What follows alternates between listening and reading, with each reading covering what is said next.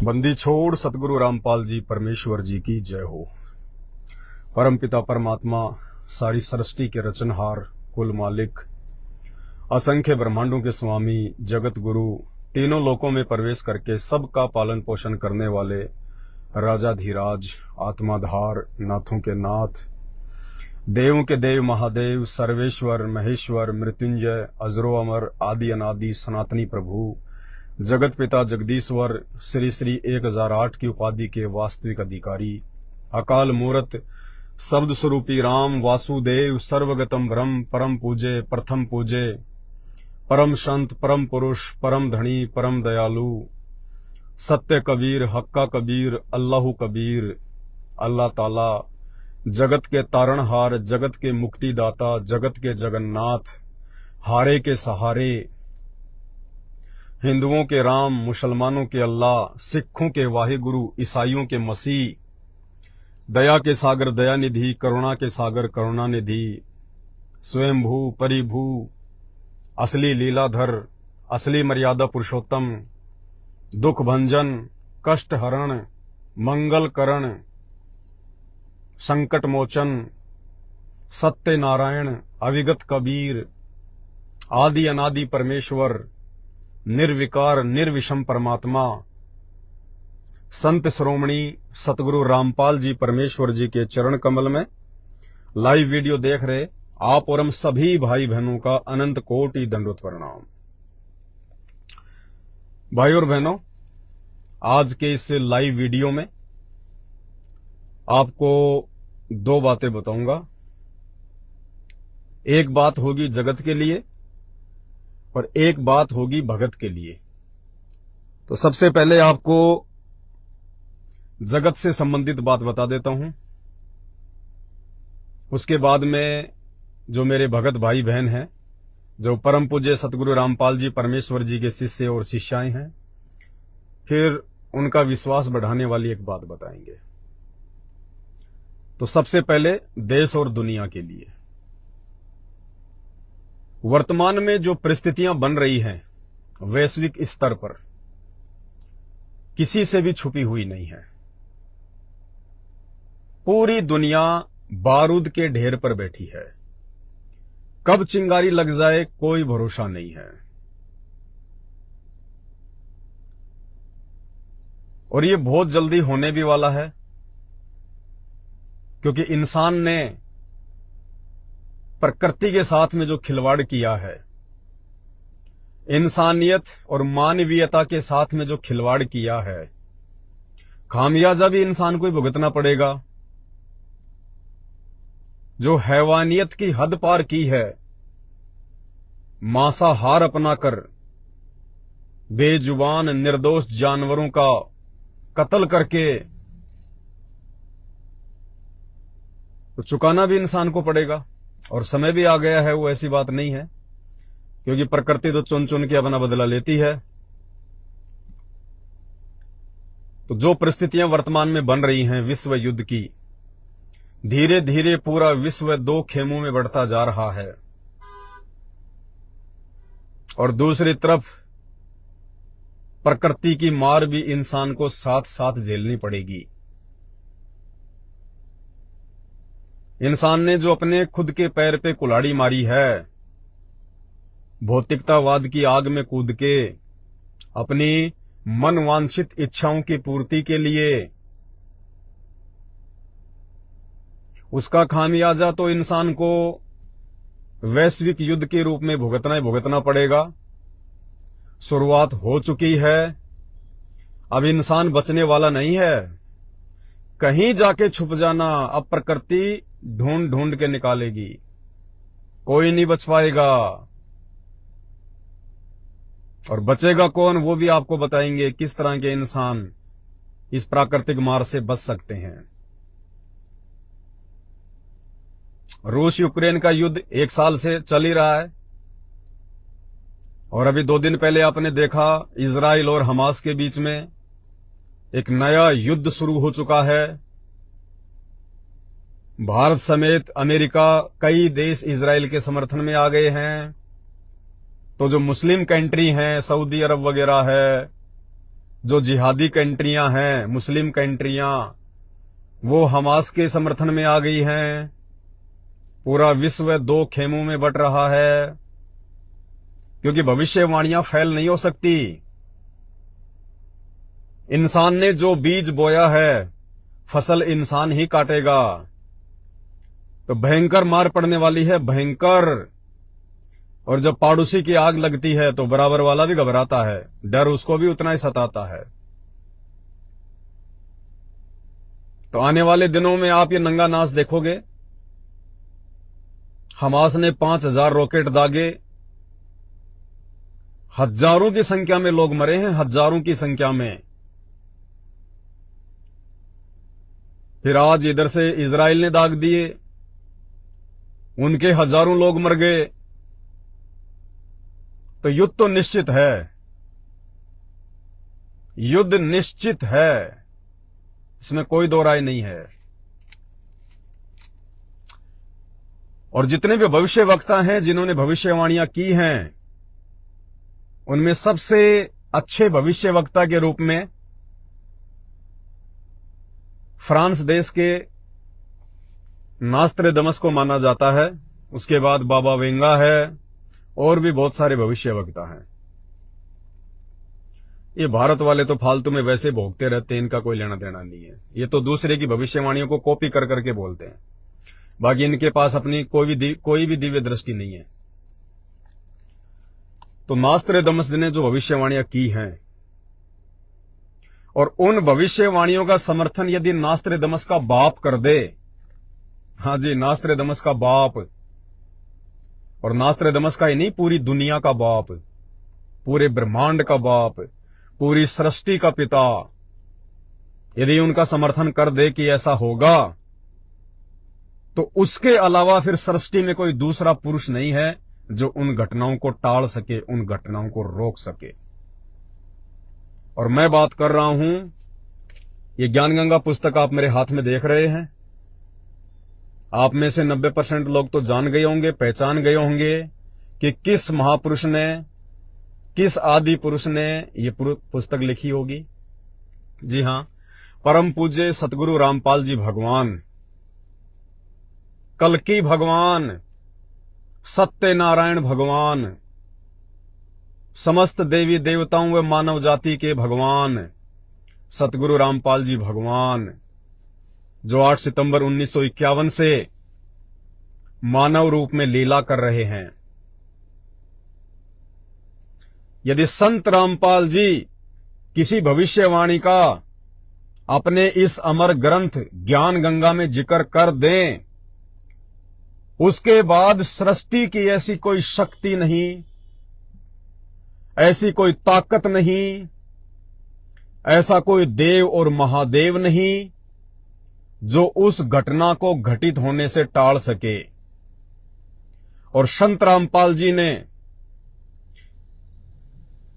नास्ट्रेडमस व अन्य भविष्यवक्ताओं के द्वारा की गई भविष्यवाणियों को अपनी पुस्तक ज्ञान गंगा में जगह दे दी, तो ये निश्चित है सूर्य का उदय और अस्त होने वाला अटल सिद्धांत टल सकता है, लेकिन परमेश्वर सतगुरु रामपाल जी भगवान के द्वारा ज्ञान गंगा में लिखी गई उस घटना को टालना नामुमकिन है।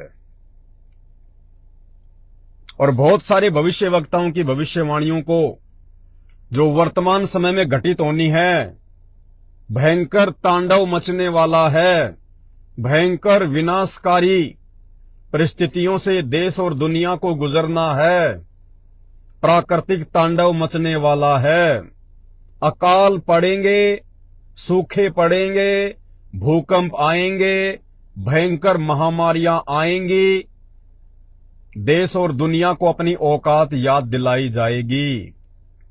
अच्छे अच्छे मंत्री, महामंत्री, प्रधानमंत्री, राष्ट्रपति घुटने के बल आएंगे, क्योंकि जब धरती पे परमात्मा स्वयं प्रकट हो जाता है तो एक समय में केवल वो परमात्मा ही रहता है, सबका सरदार, सबका कैप्टन, सबका मास्टर, सबका गुरु, सबका मार्गदर्शक, फिर वो भगवान ही रहता है। बाकी सब उसके थल्ले थल्ले होते हैं। फिर चाहे वो अमेरिका का राष्ट्रपति हो, चाहे भारत का प्रधानमंत्री हो, सब उसके थल्ले थल्ले रहेंगे। और वो मसीहा, वो भगवान, वो अल्लाह, वो वाहे गुरु, स्वयं सतगुरु रामपाल जी परमेश्वर है। 2028 तक पूरी दुनिया इन्हें अपने इष्ट देव के रूप में स्वीकार करेगी, पूरी दुनिया।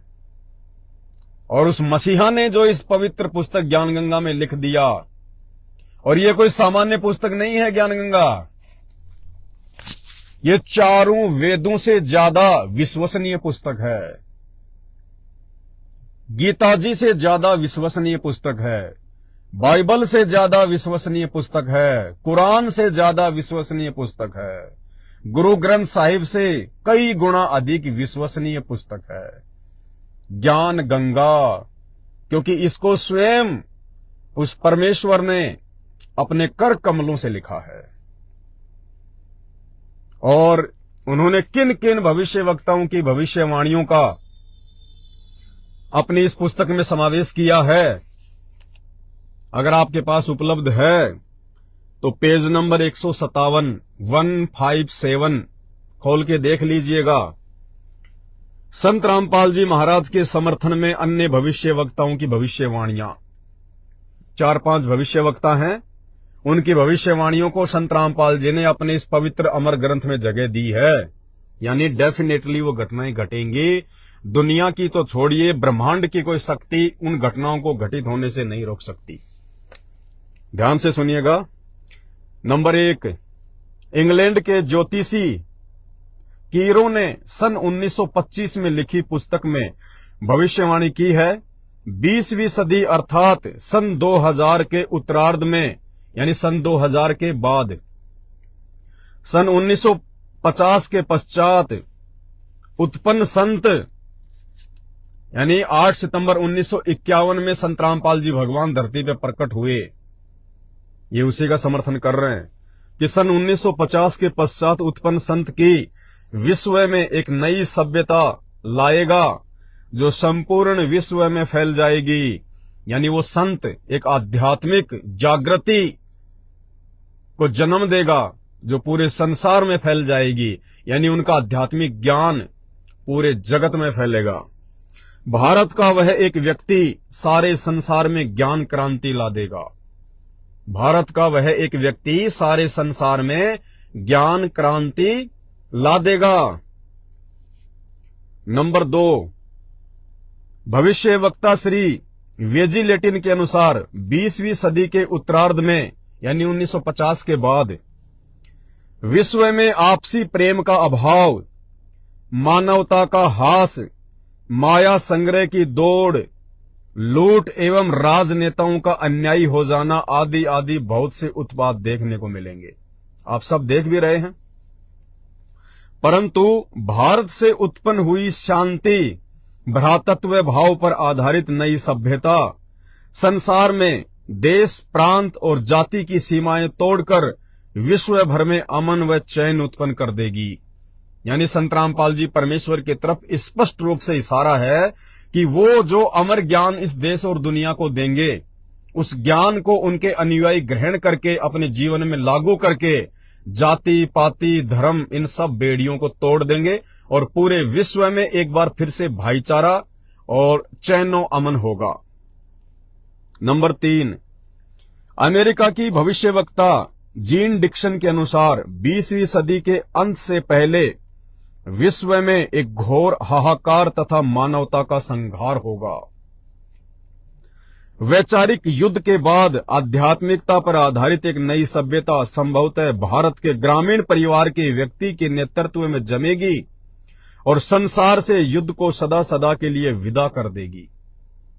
यानी जो भी प्राकृतिक आपदाएं आनी हैं 2028 से पहले पहले आ लेंगी, जो भी युद्ध होने हैं 2028 से पहले पहले हो लेंगे, जो भी घटनाएं घटित होनी हैं हो लेंगी। उसके बाद भारत का वह व्यक्ति, क्योंकि भविष्य वक्ता केवल इतना ही देख सकते हैं, इतना ही जान सकते हैं, तो ये परमेश्वर रामपाल जी को एक व्यक्ति के रूप में परिभाषित कर रहे हैं, क्योंकि इनको भगवान की परिभाषा का नहीं पता। जब आज ही लोगों को नहीं पता तो इनको बेचारों को कहां से मालूम हो जाएगा। इनको जितनी भगवान ने सद्बुद्धि दी उतना ये काम करते हैं। तो ये कह रहे हैं जो भी घटनाएं घटित होनी होंगी वो हो लेंगी।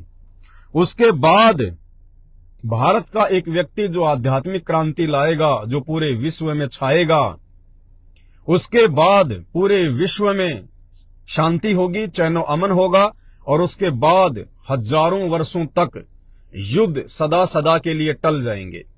यानी उसके बाद फिर दुनिया में कोई लड़ाई झगड़ा, कोई युद्ध नहीं होगा, क्योंकि कलयुग में सतयुग आएगा, सतयुग जैसा माहौल होगा।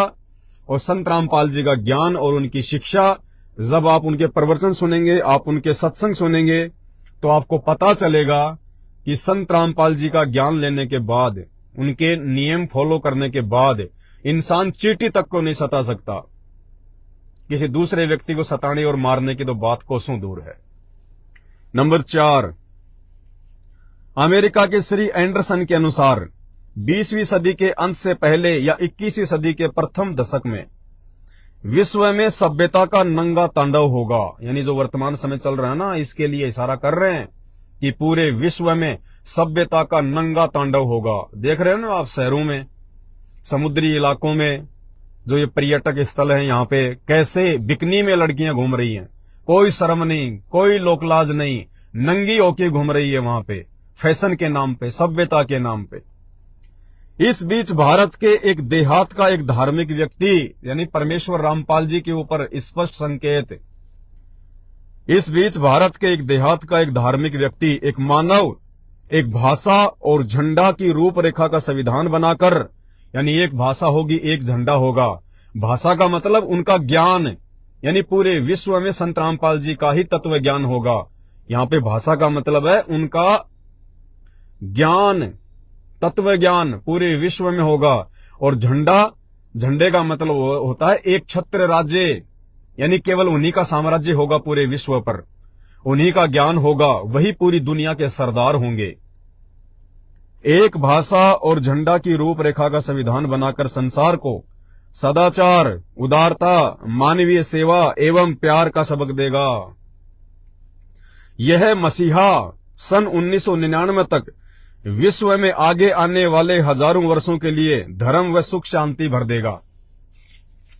यानी वह मसीहा, वो परमात्मा, वो भगवान, वो अल्लाह आने वाले 1000 वर्ष के लिए पूरे विश्व में शांति और भाईचारे की भावना भर देगा। कलयुग में सतयुग जैसा माहौल पैदा कर देगा, अपनी शक्ति से, अपनी सामर्थ्य से, अपने ज्ञान से और अपने सदाचारी अनुयायियों के माध्यम से। नंबर 5, हॉलैंड के भविष्य दृष्टा श्री गेरार्ड क्राइसे के अनुसार 20वीं सदी के अंत से पहले या 21वीं सदी के प्रथम दशक में भयंकर युद्ध के कारण कई देशों का अस्तित्व ही मिट जाएगा। ये वर्तमान समय की भविष्यवाणी है। 2028 तक विश्व में से कई देशों का, जो छोटे छोटे देश है ना, उनका तो अस्तित्व ही समाप्त हो जाएगा विश्व युद्ध के कारण। परंतु भारत का एक महापुरुष संपूर्ण विश्व को मानवता के एक सूत्र में बांध देगा। वह हिंसा, फूट, दुराचार, कपट आदि संसार से सदा के लिए मिटा देगा 2028 के बाद।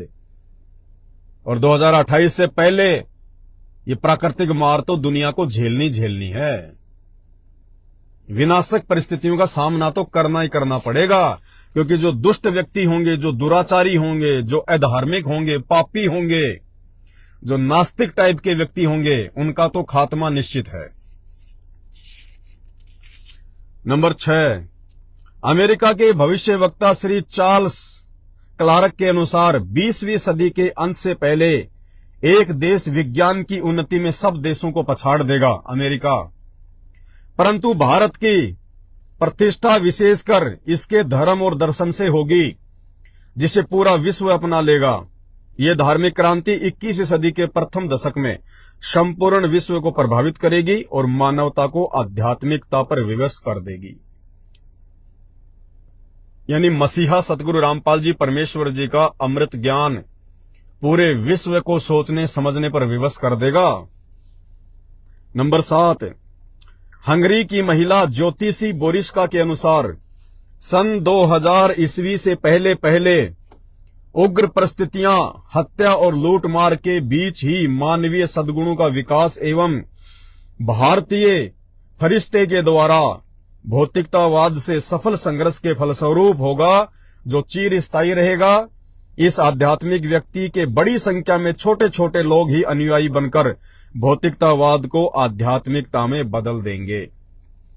यानी संत रामपाल जी भगवान के ज्ञान आधार से, उनकी शिक्षाओं पे चलते हुए, उनके फॉलोवर इस भौतिकतावाद की आग में ना पड़कर सामान्य जीवन जीते हुए, सामान्य विचारों के साथ में चलते हुए, ऊंची सोच को आधारित बनाकर चलते हुए पूरे विश्व में धीरे धीरे धीरे धीरे संत रामपाल जी के ज्ञान का डंका बजा देंगे।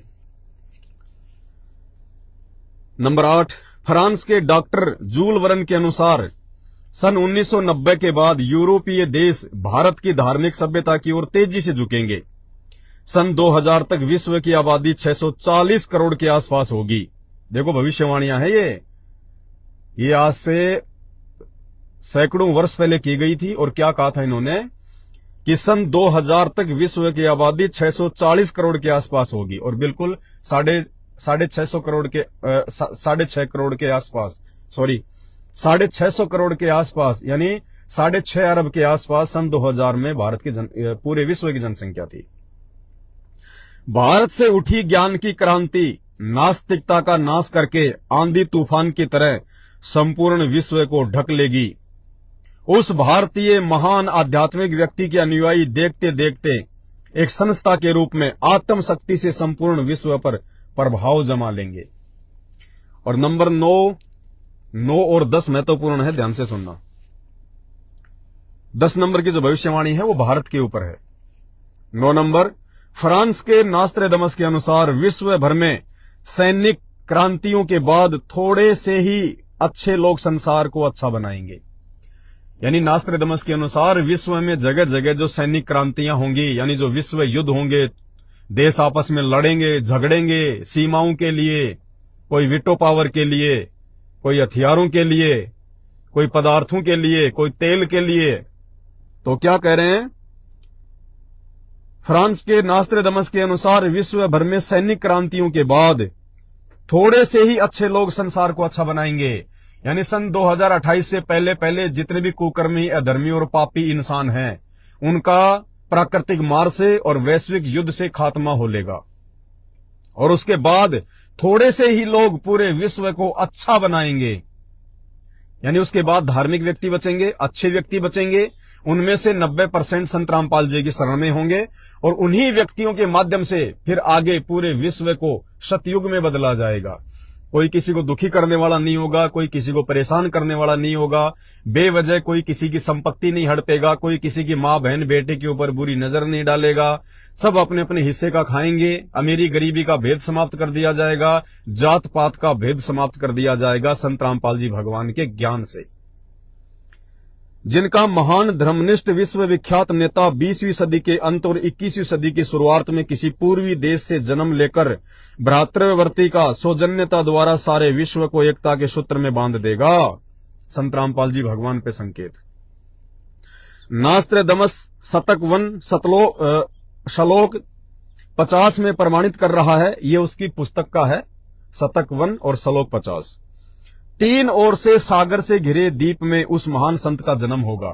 यानी वो महान संत, वो परमात्मा, वो परमेश्वर एक मानव रूप में, एक व्यक्ति के रूप में 8 सितंबर 1951 को भारत में प्रकट होगा। उस समय उस तत्व ज्ञान के अभाव से अंधेरा होगा। जिस समय वो संत धरती पर प्रकट होगा 1951 में, उस समय धरती पर अंधकार होगा। अंधकार कैसे?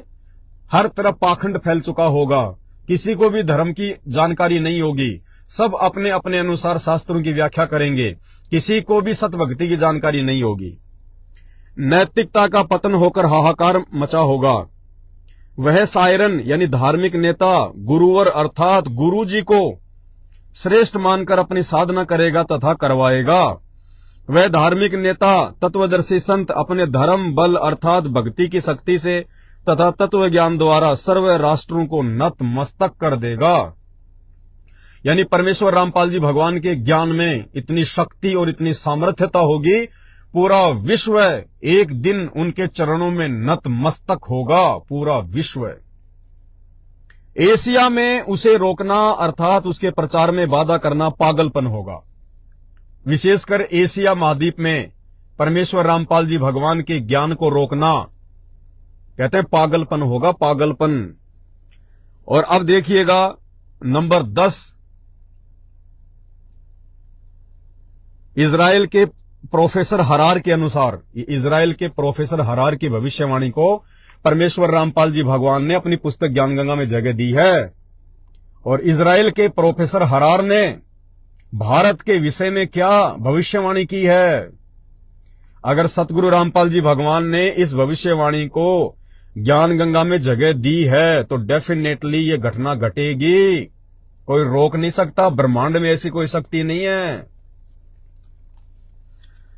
इजराइल के प्रोफेसर हरार के अनुसार भारत देश का एक दिव्य महापुरुष मानवतावादी विचारों से सन 2000 ईस्वी से पहले आध्यात्मिक क्रांति की जड़ें मजबूत कर लेगा। वह सारे विश्व को उनके विचार सुनने को बाध्य होना पड़ेगा। और फिर सुनिएगा, भारत के अधिकतर राज्यों में राष्ट्रपति शासन होगा। भारत के अधिकतर राज्यों में यानी 16 से अधिक राज्यों में आने वाले चंद समय में राष्ट्रपति शासन लागू होगा, इमरजेंसी लागू होगी, आर्मी शासन लागू होगा भारत में। इस भविष्यवाणी को कोई काट नहीं सकता पूरे ब्रह्मांड में, सिवाय सतगुरु रामपाल जी भगवान के अलावा। भारत के अधिकतर राज्यों में राष्ट्रपति शासन होगा। अब भाई साहब, ये 2024 के चुनाव से पहले भी हो सकता है, ये 2024 के चुनाव के बाद में भी हो सकता है, और ये डेफिनेटली होगा। जितना जल्दी हो सके समझ जाओ, सुधर जाओ। और जब राष्ट्रपति शासन लागू होता है और वो भी 16 से अधिक राज्यों में, खाने के लाले पड़ जाएंगे, खाने के लाले। घर से बाहर निकलना मुश्किल हो जाएगा, त्राही त्राही मचेगी।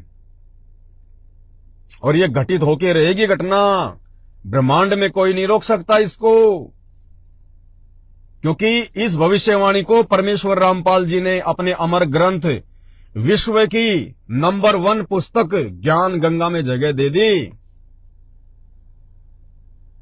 भारत के अधिकतर राज्यों में राष्ट्रपति शासन होगा, पर बाद में नेतृत्व धर्मनिष्ठ वीर लोगों पर होगा जो एक धार्मिक संगठन के आश्रित होंगे।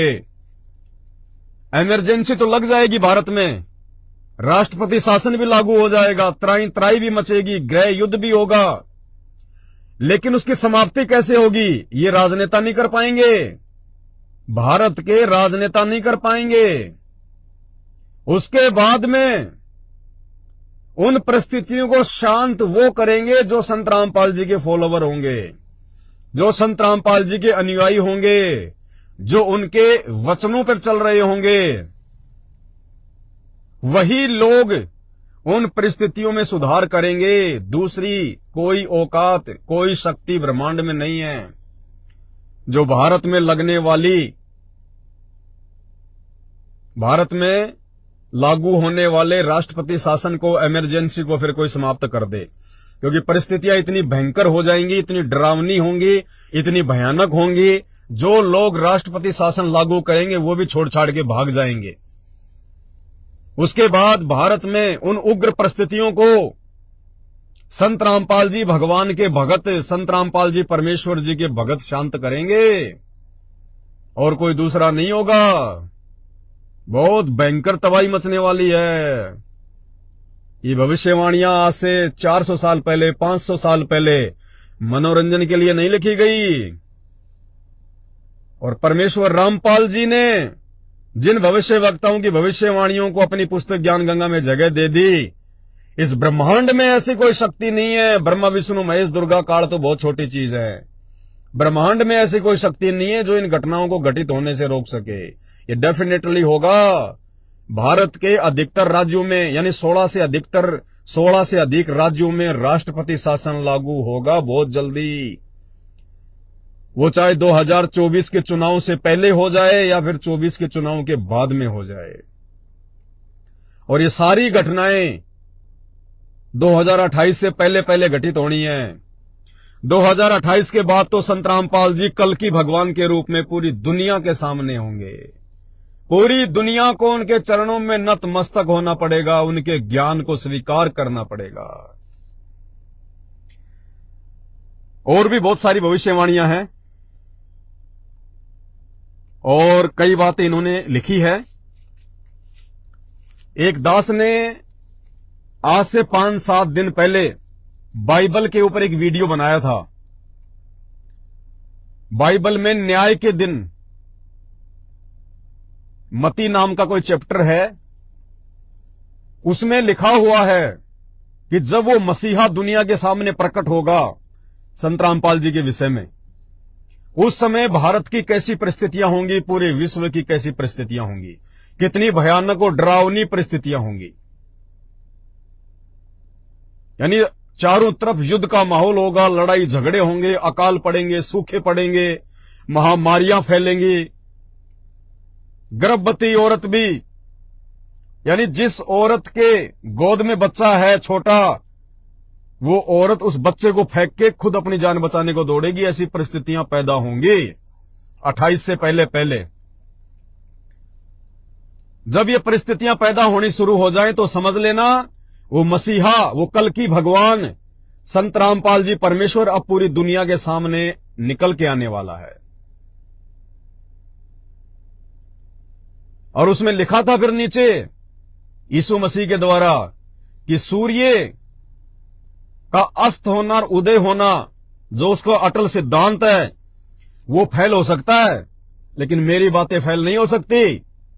ईसा मसीह की उसी बात का समर्थन संत रामपाल जी ने अपनी इस पुस्तक में किया है, ज्ञान गंगा में।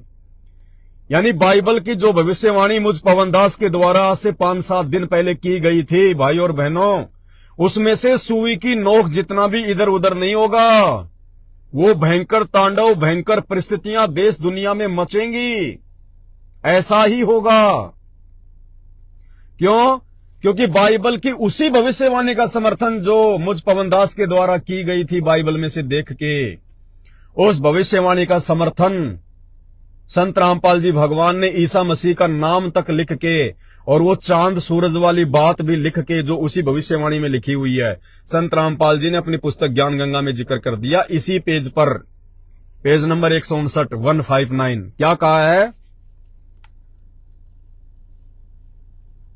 जो महापुरुष हजारों कष्टों को सहन कर अपनी तपस्या पर सत्य पर अडिग रहता है, उसकी बात असत्य नहीं हो सकती। सत्य पर अडिग रहते हुए ईसा मसीह ने अपने शरीर में कीलों की भयंकर पीड़ा को झेला। सुकरात ने जहर का प्याला पिया। श्री राम तथा श्री कृष्ण जी को भी यातनाओं का शिकार होना पड़ा। अब देखिए ध्यान से, वो बाइबल वाली भविष्यवाणी का समर्थन कर रहे हैं संत रामपाल जी। ईसा मसीह ने कहा था कि पृथ्वी और आकाश टल सकते हैं, सूर्य का अटल सिद्धांत है उदय अस्त, वो भी निरस्त हो सकता है, लेकिन मेरी बातें कभी झूठी नहीं हो सकती। कौन सी बातें? वही बातें जिन बातों का इस दास ने बाइबल में से वीडियो बनाया था, उन भविष्यवाणियों का कि उस संत रामपाल जी भगवान के हिसार जेल से बाहर आने से पहले कैसी कैसी विकट परिस्थितियां देश और दुनिया में पैदा होंगी। उसी भविष्यवाणी में ये सूर्य और चांद वाली बात भी ईसा मसीह के द्वारा लिखी गई है। और सेम उसी बात का, उसी भविष्यवाणी का संत रामपाल जी ने अपने अमर ग्रंथ ज्ञान गंगा में पेज नंबर 159 पर जिक्र कर दिया। तो डेफिनेटली ऐसा ही होगा, कोई माइका लाल इसको रोक नहीं सकता। चारों तरफ युद्ध का माहौल, विश्व युद्ध, भूकंप आएंगे, अकाल पड़ेगा, सूखा पड़ेगा, अनाज के लिए लोग त्राही त्राही करेंगे। बहुत थोड़ी जनसंख्या रह जाएगी पूरी दुनिया की, बहुत थोड़ी। ये डेफिनेटली होना है। अभी भी विनती करता हूं, प्रार्थना कर रहा हूं, आप लोगों को बार बार सन 2028 तक का जो टारगेट दिया जा रहा है, इस चीज को थोड़ा सीरियस ले लो, ये मजाक की बातें नहीं है दुनिया वालों। ऐसा ही होगा, ऐसा ही तांडव मचेगा। नास्ट्रेडमस बोलता हम नहीं मानते, बाबा वेंगा बोलती हम नहीं मानते, प्रोफेसर हरारे बोलते हम नहीं मानते, लेकिन सृष्टि के उत्पत्तिकर्ता परमेश्वर ने, जो आज वर्तमान में आप और हमारी तरह के इंसान रूप में धरती पे प्रकट है, संत रामपाल जी के रूप में, यदि उन्होंने उन भविष्यवाणियों का अपनी पुस्तक में जिक्र कर दिया तो डेफिनेटली होगा। ब्रह्मांड में कोई शक्ति नहीं है जो रोक दे, जो टाल दे। इसलिए कह रहा हूं 2028 से पहले पहले अगर बचना है, अपने परिवार को बचाना है, कलयुग में सतयुग का मुंह देखना है, तो संत रामपाल जी परमेश्वर जी के सत्संग सुनना शुरू कर दो। अपने घर पे सत्संग सुनना शुरू कर दो, उनके अनुसार अपना जीवन जीना शुरू कर दो, उनके वचनों पे चलना शुरू कर दो।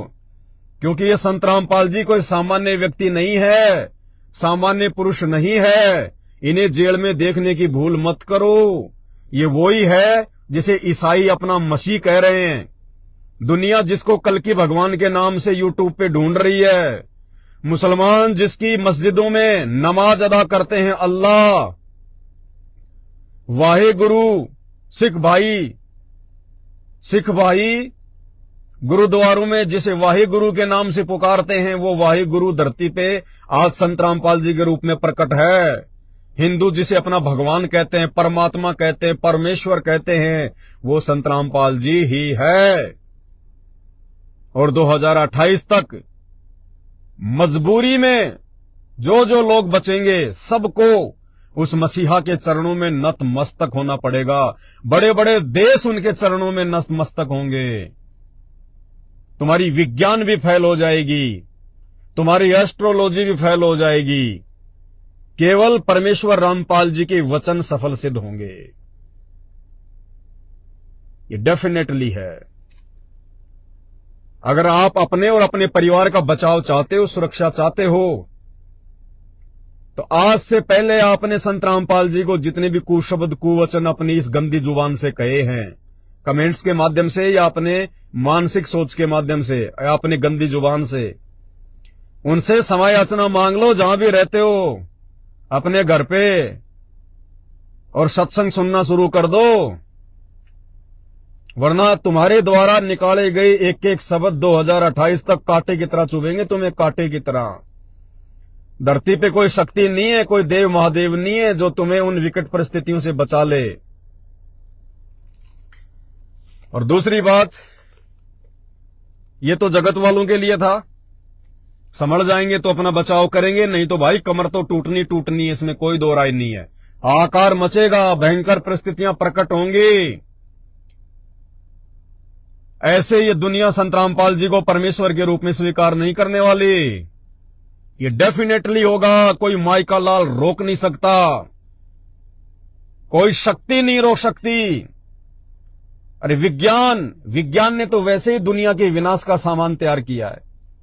आज जितने भी विश्व युद्ध होंगे ये विज्ञान की तो देन है।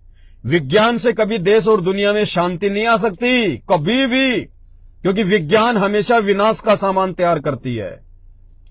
आज एक देश दूसरे देश के ऊपर लट्टू की तरह फूटने को तैयार है। किस आधार से? परमाणु बम के आधार से, मिसाइलों के आधार से, लड़ाकू विमानों के आधार से, हाइड्रोजन बम के आधार से, मशीन गन के आधार से। क्योंकि विज्ञान ने हमेशा इंसान को लड़ाया है। विज्ञान ने हमेशा इंसान को पतन का रास्ता दिखाया है। विज्ञान ने पूरे विश्व के लिए विनाश का सामान तैयार कर दिया है।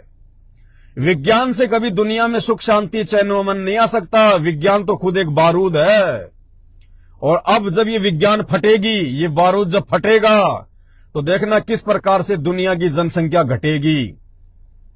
और भविष्य मालिका के अनुसार पूरे विश्व की 70% आबादी का सत्यानाश होना है। 70% आबादी का, और डेफिनेटली होना भी है। संत रामपाल जी भी नहीं रोकेंगे, क्योंकि संत रामपाल जी चाहते हैं कि जो गंदगी है वो साफ हो जाए। मिट जाए, ताकि अच्छे लोगों के साथ में मैं इस कलयुग को सतयुग बनाऊं, दोबारा से यहां पे एक अच्छा समय लेके आऊं, तो डेफिनेटली होना है। अब देखना यह है कि समझदार कितने व्यक्ति होंगे जो उन विकट परिस्थितियों के पैदा होने से पहले पहले संत रामपाल जी के सत्संग सुनना शुरू कर देते हैं और अपने परिवार के बचाव का रास्ता ढूंढ लेते हैं। वरना भाई मौत सिर पर बैठी है, चाहे तुम किसी की पूजा कर रहे हो, किसी की धूपबत्ती अगरबत्ती स्वामणी पैदल यात्रा कावड़ कुछ भी, किसी भी देश का कोई भी व्यक्ति जो भी साधना कर रहा है, सबके सब काल पूजा है, काल पूजा।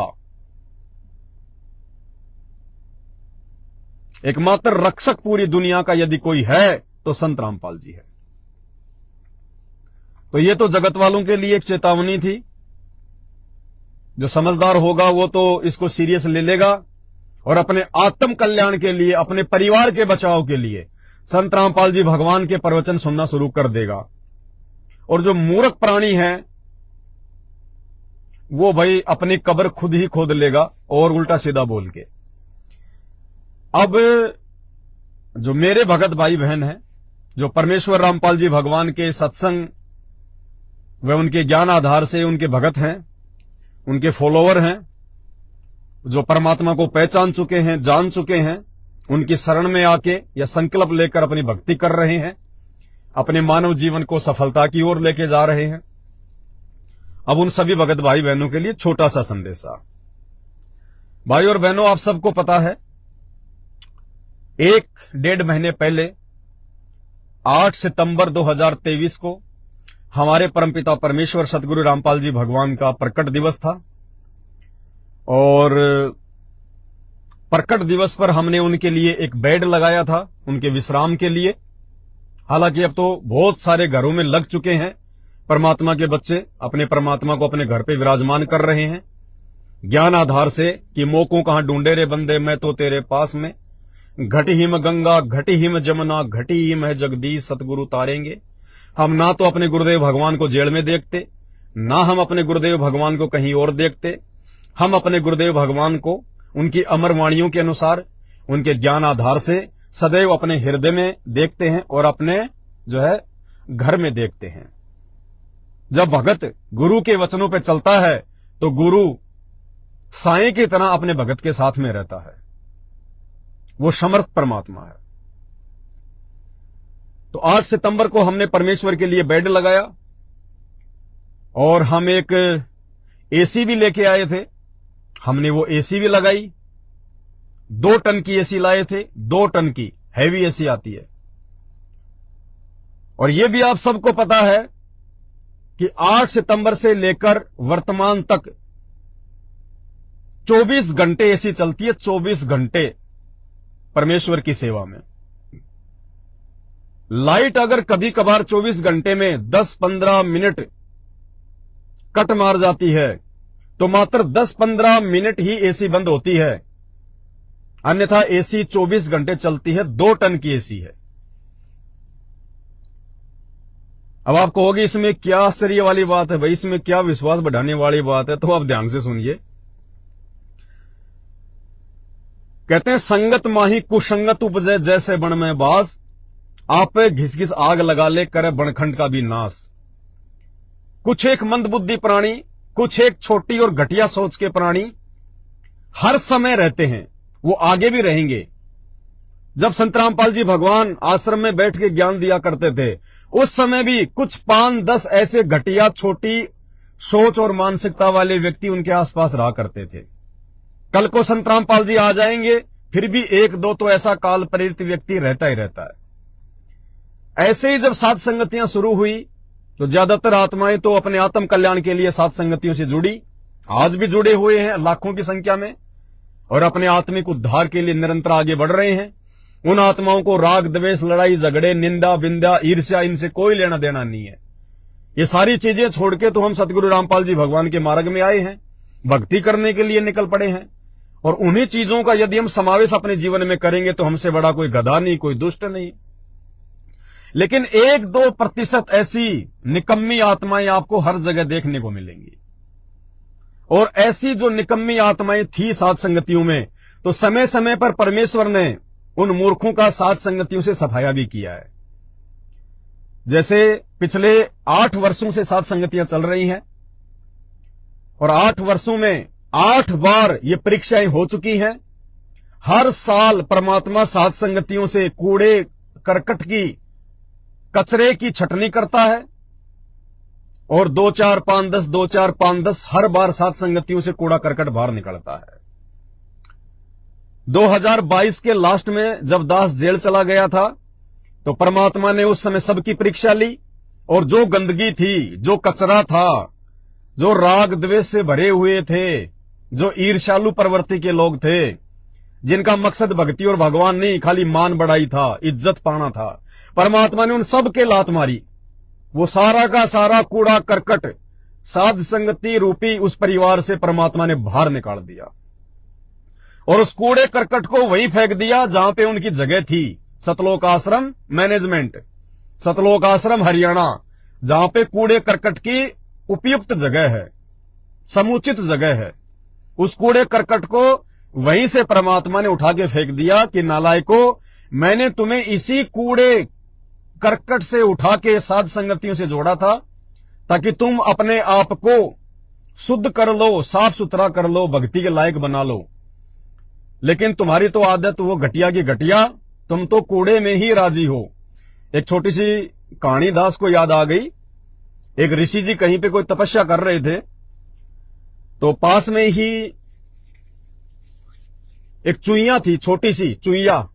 उसके माता पिता मर गए थे, वो अकेली थी। तो ऋषि जी के आसपास वो घूमने लगी, टहलने लगी। तो ऋषि जी ने उस चुईया को पकड़ के और अपने पास में रख लिया, उसका पालन पोषण करने लगे, क्योंकि साधु संतों में दयालुता बहुत ज्यादा होती थी पहले, आज भी है। अब ऋषि जी ने देखा यार चुईया है, बेचारी कैसे रहेगी, कैसे करेगी, ऐसा करता हूं मेरी मंत्र शक्ति से मैं इसको एक सुंदर कन्या बना देता हूं। तो ऋषि ने उसको सुंदर कन्या बना दिया। कन्या जब जवान हुई तो ऋषि ने सोचा कि अब इसकी शादी कर देनी चाहिए। अब शादी करनी है तो लड़का भी कोई उपयुक्त होना चाहिए। तो ऋषि ने कहा कि बेटी, मैंने सूर्य देव से बात की है तेरी शादी के लिए, सूर्य देव से। अच्छा, हाँ। बोले बहुत अच्छी बात है पिताजी। लड़की ने हां भर दी। थोड़ी देर बाद लड़की ने क्या देखा कि सूर्य देव को बादलों ने ढक लिया। तो लड़की ने कहा कि पिताजी ये कौन है जिन्होंने मेरे होने वाले पति सूर्य देव के रोशनी को भी फीका कर दिया। बोला बेटी ये बादल है, बादल। बोला पिताजी मैं तो बादल से शादी करूंगी, बादल से। कोई बात नहीं बेटी, मैं बादल से बात करता हूं। ऋषि जी ने बादल से बात करी तो कहा जी मैं तैयार हूं शादी के लिए। लड़के ने कहा जी ठीक है, मेरे को तो ऐसा महान पति चाहिए, सर्वशक्तिमान पति चाहिए। थोड़ी देर बाद हवा चली और बादल भी इधर उधर भागने लगे। तो लड़की ने देखा पिताजी ये क्या चीज है जिन्होंने मेरे होने वाले पति बादल को भी इधर उधर पछाड़ मारा, भाग खड़ा हुआ मेरा पति। बोला बेटी ये हवा है, हवा। बोला पिताजी मैं तो हवा से शादी करूंगी। बोला बेटी जैसी तेरी मर्जी। ऋषि शक्तिमान थे, तुरंत गए हवा के पास में, बातचीत करी, यस हो गई, फाइनल। लड़की ने भी फाइनल कर दिया। थोड़ी देर बाद वो हवा जिधर जा रही थी उधर से वापस आने लग गई। तो लड़की ने कहा पिताजी सामने ऐसी क्या चीज है जो मेरे होने वाले पति का रास्ता रोक दिया और मेरा पति उससे टक्कर ना लेके वापस भाग रहा है। उसने कहा बेटी वो पहाड़ है, पहाड़। ये हवा वहां से टकरा के वापस आ रही है। उसने कहा पापा जी मैं तो पहाड़ से शादी करूंगी। मतलब बेटी जैसी तेरी मर्जी। ऋषि जी ने पहाड़ से बात करी, पहाड़ ने कहा जी मैं राजी हूं। ठीक है जी। लड़की अपने पति से मिलने गई, पहाड़ की तरफ घूमने गई शाम को। तो लड़की ने देखा कि यार ये तो इसके अंदर इतने सारे बिली बिल छेद ही छेद हो रहे, पूरा का पूरा इसको खोखला कर रखा, इसको है छेद छेद कर दिए इसमें। बोले पापा जी, बोले हाँ बेटा, बोले वो कौन है जिसने मैंने होने वाले पति के अंदर छेद ही छेद कर दिए, इतने सारे होल कर दिए, मिट्टी निकाल दी उसके अंदर से। बोला बेटी वो चूहे हैं, चूहे। बोला पिताजी मैं तो चूहे से शादी करूंगी। बोला बेटी तू पहले चूही आई थी और तेरी चूहे से शादी होगी बेटी, चल तथास्तु। उसी समय ऋषि ने उसको वापस लड़की से चूहिया बना दिया और पकड़ के एक चूहा उनकी शादी कर दी। तो भाई और बहनों, परमात्मा ने जो व्यक्ति, जो अच्छी आत्माएं थी, उनको परमात्मा ने वो गंदगी रूपी सतलोक आश्रम मैनेजमेंट हरियाणा से निकाल के साथ संगति से जोड़ के एक इंसान बनाया था, एक भगत बनाया था कि ये मेरी अच्छी आत्माएं हैं, उधर रहेंगी, ये भटकेंगी, काल इनको दबोच ले जाएगा, अपना जीवन बर्बाद करेंगी, क्यों ना इन आत्माओं को मैं एक मौका दे दूं। तो परमात्मा ने उन चूहों को एक मौका दिया था साथ संगति से जोड़ के। वो कचरा परमात्मा ने उधर से उठा के साथ संगति रूपी इस मशीन में लाके डाला था कि हो सकता है इसकी कोई अच्छी चीज बन जाए। लेकिन कचरा तो कचरा, कचरा कहां से बताओ अमृत बनने को तैयार हो जाएगा। तो वो कचरा जब नहीं अपने आप में उसने सुधार किया, तो परमात्मा ने वापस उस कचरे को सन 2022 के लास्ट में उठा के सैकड़ों की संख्या में वो कचरे को वापस उसी जो है वो कचरे में फेंक दिया सतलोक आश्रम मैनेजमेंट वाले आश्रमों में कि जाओ बेटा तुम्हारी जगह वो ही है। तो समय समय पे परमात्मा छटनी करता रहता है, आगे भी परमात्मा छटनी करता रहेगा। 8 साल से लोगों ने बहुत कोशिश कर ली साथ संगतियों को तोड़ने की, मुझदास को तोड़ने की, लेकिन उनकी पार नहीं बसाई और ना बसाएगी, क्योंकि मुझ पवन दास को सारी सृष्टि के रचयिता सर्वशक्तिमान परमात्मा सतगुरु रामपाल जी भगवान ने अपना आशीर्वाद देके खड़ा किया है। इसलिए आम प्राणी के बस की बात नहीं है कि वो साध संगतियों को तोड़ दे या साध संगतियों में गंदगी फैला दे या साध संगति रूपी मिशन को रोक दे। नहीं, ये तो एंड तक चलेगी साध संगति, एंड तक, अंत तक, क्योंकि सतगुरु रामपाल जी भगवान का असली मार्ग, शुद्ध मार्ग और पवित्र मार्ग, जहां से आत्माएं सतलोक के लिए तैयार हो रही हैं, ये साध संगति ही है। इसको खत्म करना भाई नामुमकिन है, तुम खुद खत्म हो जाओगे खत्म करने के प्रयास में। तो 2 टन की एसी और 8 सितंबर से लगातार चल रही है, दिन रात चल रही है। अब मजे की बात क्या है, देखो परमात्मा कैसे साथ देता हमारा।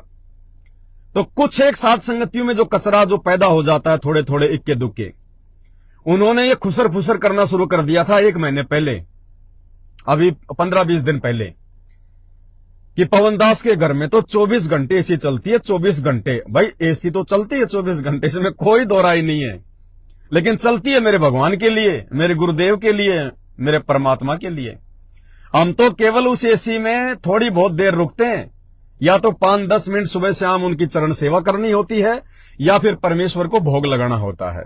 बाकी मेरे परमात्मा ही विश्राम करते हैं, मेरे गुरुदेव भगवान ही विश्राम करते हैं, बिल्कुल 24 घंटे चलती है। भगतों के पैसों को बिल भर रहा है, भगतों का पैसा बर्बाद कर रहा है, सारा पैसा भगतों का है, 24 घंटे एसी चलाने की क्या जरूरत है। तो भाई देखो पवन दास की एक खासियत है, इसीलिए पवन दास आज तक जिंदा है। जिंदा मतलब कोई भी पवन दास को नीचे नहीं गिरा पाया, क्योंकि पवन दास किसी भगत को देख के नहीं चलता, ना पवन दास किसी भगत की बातों पे चलता है। चाहे कोई कैसा ही भगत हो, कितना ही भगत हो, अगर वो साथ संगति में आए तो बहुत अच्छी बात है, वो जाना चाहे तो जाए, नो प्रॉब्लम। पवन दास को कोई फर्क नहीं पड़ता। पवन दास किसी भगत की बातों को वैल्यू नहीं देता, पवन दास किसी भगत के विचारों के अनुसार नहीं चलता। पवन दास चलता है ज्ञान आधार से, मेरे परम पूज्य सदगुरु रामपाल जी भगवान के सत्संग के आधार से और उनकी सत्य प्रेरणा के आधार से। बाकी दास की ना किसी भगत से दोस्ती थी, ना है, ना रहेगी। सबका वेलकम है, सब भाई हैं, किसी से वैर भाव नहीं है। बाकी कोई इस साथ संगति में आके यदि कोई कैप्टन बनना चाहेगा, कोई सरदार बनना चाहेगा, तो भाई परमात्मा उस कचरे को समय समय पर बाहर का मुंह दिखाते भी रहते हैं और आगे भी दिखा देंगे। तो पवनदास अपने गुरुदेव के अनुसार चलता है, किसी भगत के अनुसार नहीं चलता, ना किसी भगत से डरता, ना लड़ता, ना झगड़ता। इसी कारण से परमात्मा ने दास को सात संगतियों में 8 साल से एक स्टैंड पे रखा है, एक स्टैंड पे। वरना इस संगत में कोई ऐसा नहीं है जिसने अपना स्टैंड चेंज ना किया हो। कभी उधर कभी इधर, बिना पैंदे के लौटे, कभी उधर तो कभी इधर। बहुत कम भाई बहन ऐसे हैं जो अभी तक सात संगतियों में शुरू से टिके हुए हैं। बाकी बिना पैंदे के लौटे, कोई 2 साल, कोई 4 साल, कोई 6 महीने, कोई 2 महीने। तो भाई और बहनों, जो भाई बहन ये कहते हैं कि भाई रात दिन एसी चलती है, इतना बिल आ रहा है, भक्तों का पैसा है, तो पहली बात तो उसकी छोटी सोच है, ये पैसा भक्तों का नहीं है ना जी। हम किसी भगत से पैसा नहीं लेते, ये पैसा भगवान का है, परमात्मा का। वो व्यवस्था करवाता है। और जो भगत ये कहता है कि मेरा पैसा है, वो सबसे घटिया और नीच इंसान। परमात्मा कहते हैं मैं करे सो मारिए, तू तो करे सो छूट बे, इस मार में होशियार बंदे, गधा बने के बोक बे। जो ये कहता है कि मेरा पैसा है, कहते हैं वो तो गधा बनेगा अगले जन्म में। नालायक, तू कहां से, तेरी मां के पेट से लेके पैदा हुआ था क्या ये पैसा है? ये संपत्ति परमात्मा की है, ये माया है राम की, अपनी कहे सो गवार। जो अपना कहता वो गवार है, गवार, ज्ञान नहीं उसको। तो भाई और बहनों, बिजली का बिल भी आना था, तो बिजली का बिल भी आ गया कल परसों, 1 महीने का। और 1 महीना ही हमारे को एसी लगाए हुआ है, 1 महीना, और 1 महीने का पूरा बिल भी आ गया। अब परमात्मा ने देखो कैसे उन लोगों का मुंह जो है वो फिट्टा कर दिया, जो ये कहते थे कि 24 घंटे एसी चलती है, इतना पैसा कहां से आएगा, भक्तों का पैसा है। भाई और बहनों, दास के घर पे 2 तो है प्रिंटर, 2 लेमिनेशन मशीन, 4 पंखे, 1 कूलर, और रोज परमात्मा के कपड़ों के ऊपर जो है प्रेस होती है हाई पावर की, और फ्रिज है, यानी सारे इलेक्ट्रॉनिक आइटम है। और आपको पता है कि सात संगतियों के लिए सारी सामग्री दास स्वयं तैयार करता है, चाहे पुस्तकें हो, चाहे मेमोरी कार्ड हो, चाहे आपके मंत्र कार्ड हो, चाहे आरती के कार्ड हो, चाहे गुरुदेव भगवान की फोटोएं हो, सब कुछ दास के घर पे तैयार होती है। यानी लाइट का बहुत ज्यादा जो है कंजप्शन होता है। 1 महीने पहले जब हमारे घर पर एसी नहीं लगी थी, 1 महीने पहले लाइट का बिल आया 3000 रुपए। कितना बिल आया? 3000 रुपए लाइट का बिल आया, जिसमें 2 प्रिंटर, 4 पंखे, 1 कूलर, प्रेस और भी जो आइटम है वो 3000 रुपए का बिल आया। और एसी लगने के बाद 1 महीने तक एसी चलिए 2 टन की, दिन रात 24 घंटे। और एसी लगने के बाद इस महीने जो बिल आया है, आपको जानकर अचंभा होगा, पिछले महीने से 100 रुपए कम। यानी जब एसी नहीं चलती थी उस समय तो 3000 का बिल, और जब दिन रात एसी चल रही है भगवान की सेवा में तो 2900 रुपए का बिल। बंदी छोड़, सतगुरु रामपाल जी भगवान की जय हो। कोई मीटर हेरा फेरी नहीं, हम तो किराए के मकान में रहते, हम तो हाथ ही नहीं लगाते मीटरों के। ये परमेश्वर है धरती पे। ये एसी पवनदास ने अपनी सेवा के लिए नहीं लगाई, अपने सुख के लिए नहीं लगाई, ये परमेश्वर की सेवा में थी। और दास ने ये सोच रखा था कि कम से कम इतनी सारी लाइट घर में यूज होती है, और साथ में 2 टन की एसी 24 घंटे चल रही है, 15 से 20 हजार के बीच में तो बिल आएगा कम से कम। लेकिन भाइयों, पिछले महीने से भी 100 रुपए कम। ये चमत्कार है परमेश्वर का। विश्वास बढ़ाता है परमात्मा अपने बच्चों का कि दुनिया की बातों पे ना जाना, भक्तों की बातों पे ना जाना। परमात्मा कहते हैं, कल्पे कारण कौन है तू कर सेवा निष्काम, मन इच्छा फल देऊंगा जब पड़ेगा मेरे से काम। ये चमत्कार है परमेश्वर रामपाल जी भगवान का। ये तो वैसे कुछ भी नहीं है, छोटी सी चीज है। ये तो ऊंट के मुंह में जीरे के बराबर भी नहीं है परमेश्वर के लिए। सतगुरु जो चावे सो कर ही, भरम पड़ो मत कोई, और सेऊ धड़ पर शीश चढ़ावे, पाछे करे रसोई। सतगुरु जो चावे सो कर ही 14 कोटि दूत यम डर ही, ऊत भूत जम त्रास निवारे, चित्रगुप्त के कागज फाड़े। और परमात्मा ने लाइट वालों के बिल फाड़ दिए। अरे जो परमात्मा चित्रगुप्त के कागज फाड़ सकता है वो यहां के नहीं फाड़ सकता क्या? कुछ भी कर सकता है परमात्मा। तो परमात्मा अपने बच्चों का विश्वास बढ़ाता है कि तू अपनी सेवाओं पे ध्यान दे, अपनी भक्ति पे ध्यान दे। दुनिया में और उन अध कच्चे भक्तों में कोई अंतर नहीं है जो अभी तक अपने गुरुदेव को नहीं समझ पाए, उनके ज्ञान को नहीं समझ पाए। वो कचरा है, कूड़ा करकट है, और वो इसी प्रकार अपनी छोटी सोच और अपनी घटिया मानसिकता के चलते धीरे धीरे इस परमात्मा से भी दूर हो जाएंगे। वो कचरा है, कचरे की आवश्यकता नहीं है परमात्मा को। और जिनको विश्वास अपने गुरुदेव भगवान पे, उनके साथ फिर परमात्मा ऐसी अनहोनी किया करता है, ऐसी अनहोनी। तो जिस समय एसी नहीं थी उस समय तो 3000 का बिल, और जब पूरे महीने एसी चली है और 24 घंटे चली है और 2 टन की एसी, और पिछले महीने से 100 रुपए कम, यानी एसी का बिल तो गायब, उससे भी 100 रुपए कम। अब इसको कहते हैं परमात्मा का आशीर्वाद है। इसलिए दास के साथ में पल पल परमात्मा है, पल पल गुरुदेव भगवान है। इसलिए हमने भगवान के लिए कहीं भ्रमने भटकने की जरूरत नहीं है। सतगुरु रामपाल जी भगवान के लिए हमने किसी आश्रम में धक्के खाने की जरूरत नहीं है, किन्हीं आश्रमों में भटकने की जरूरत नहीं है। अगर विश्वास है, कहे कबीर सुनो भाई साधो मैं तो हूं विश्वास में, तो परमात्मा आपके घर पे भी है, आपके पास में रहेगा मालिक के। और वो प्रोसीजर परमात्मा ने सात संगतियों के माध्यम से शुरू करवा दी है। भाई और बहनों, जब तक सतगुरु रामपाल जी भगवान हिसार जेल से बाहर नहीं आ जाते हैं, तब तक हमने भगवान को कहीं नहीं देखना सिवाय अपने घट में और अपने घर में, कहीं नहीं देखना। और यदि कोई भगवान को कहीं और देख रहा है तो वो मूर्ख आदमी है, जाहिल है, वो गवार है। उसे अभी तक परमात्मा का ज्ञान ही समझ में नहीं आया। साए की तरह साथ रहता है परमात्मा अपने मर्यादित भक्तों के साथ में, साए की तरह। जो बच्चा गऊ की नजर में यूं साई को संत, और भक्तों के पीछे फिरे वो भगत वत्सल भगवंत। और वो मूर्ख जो उन आश्रमों में गुरुदेव के कलयुगी परिवार के पीछे पीछे घूम रहे। अरे भगवान तो कह रहा कि तू मेरे वचनों पे चल, मेरी मर्यादाओं पे चल, मेरी बातों पे टिक, मेरे पे विश्वास करके देख, मैं गाय की तरह तेरे पीछे पीछे, गाय की तरह तेरे पीछे पीछे डोलूंगा। और मूर्ख भगत उनके परिवार के पीछे भाग रहे, खागड़ की तरह उनके परिवार के पीछे भाग रहे, झोटे की तरह।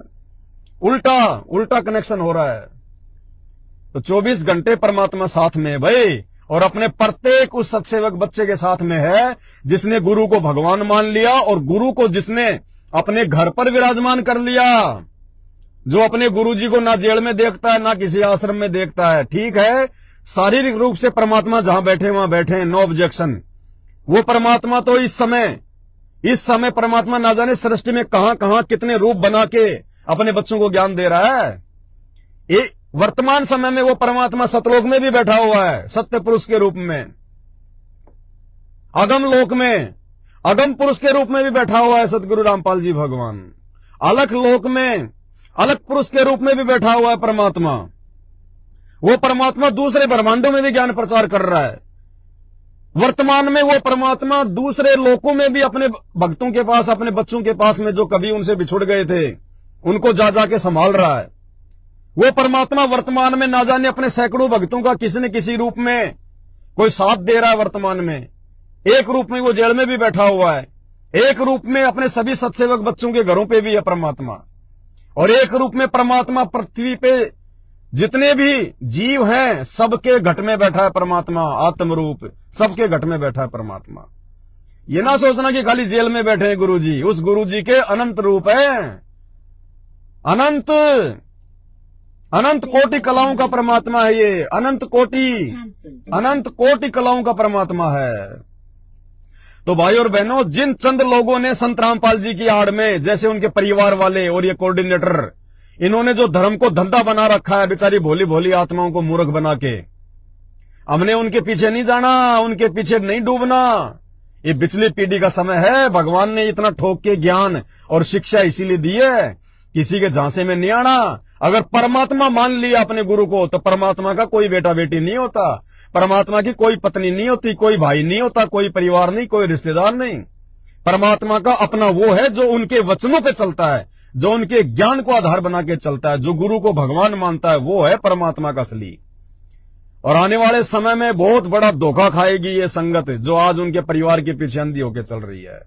आप देख लेना 2028 से पहले पहले सारे आश्रमों के ताले लग जाएंगे, इन समस्त आश्रमों के ताले लग जाएंगे, क्योंकि जो घटियापन सतलोक आश्रम मैनेजमेंट हरियाणा ने दिखाया है वो तो जगत वाले भी नहीं दिखाते। हमारी जहां भी सात संगतियां होती हैं ये गुंडे पहुंच जाते हैं वहां पे। अरे नालायको, तुम भगत हो, तुम राक्षस हो, अरे हम सात संगतियों में कोई आसाराम के गुणगान थोड़ी करते हैं।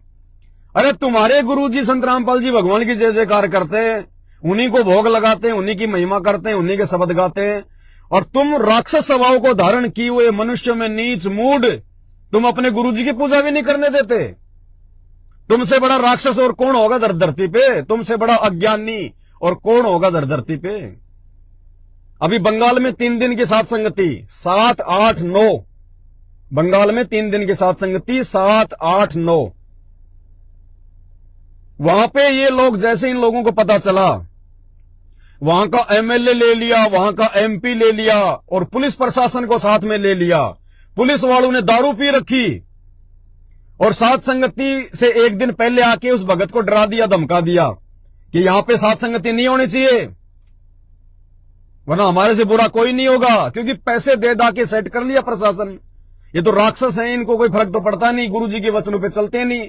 10, 20, 50 हजार रुपए दे के इन्होंने पुलिस प्रशासन को और वहां पे कैंसिल करवा दिया। तो भाई परमात्मा के काम तो रुका नहीं करते।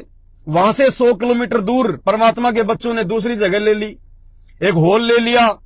पहले वाले हॉल में एसी नहीं थी, दूसरे हॉल में एसियां लगी हुई हैं, बढ़िया सेटअप है, और आज तीसरा दिन है, लगातार सात संगति चल रही है। वहीं बंगाल में 100 किलोमीटर दूर अब ले आओ तुम्हारा एमएलए, तुम्हारा एमपी, तुम्हारा विधायक, तुम्हारी पुलिस प्रशासन, कुछ नहीं उखाड़ पा रहे। आज तीसरा दिन है, लास्ट दिन है, 3 दिन हो गए भगवान को भोग लगते हुए, और खूब छिक के परमात्मा की वहां पे गुणगान कर रहे हैं, परमात्मा की वहां पे चर्चा कर रहे हैं और वीडियो बना रहे हैं। आज शाम से वीडियो पढ़ना शुरू हो जाएंगे बंगाल सात संगति के। तो भाई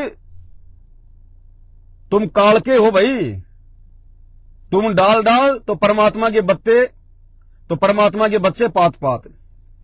हमारे साथ में गुरुजी है, तुम्हारे साथ में काल तुम्हारे ये कर्म फुड़वा रहा है, ये कर्म फुड़वा रहा है तुम्हारे काल।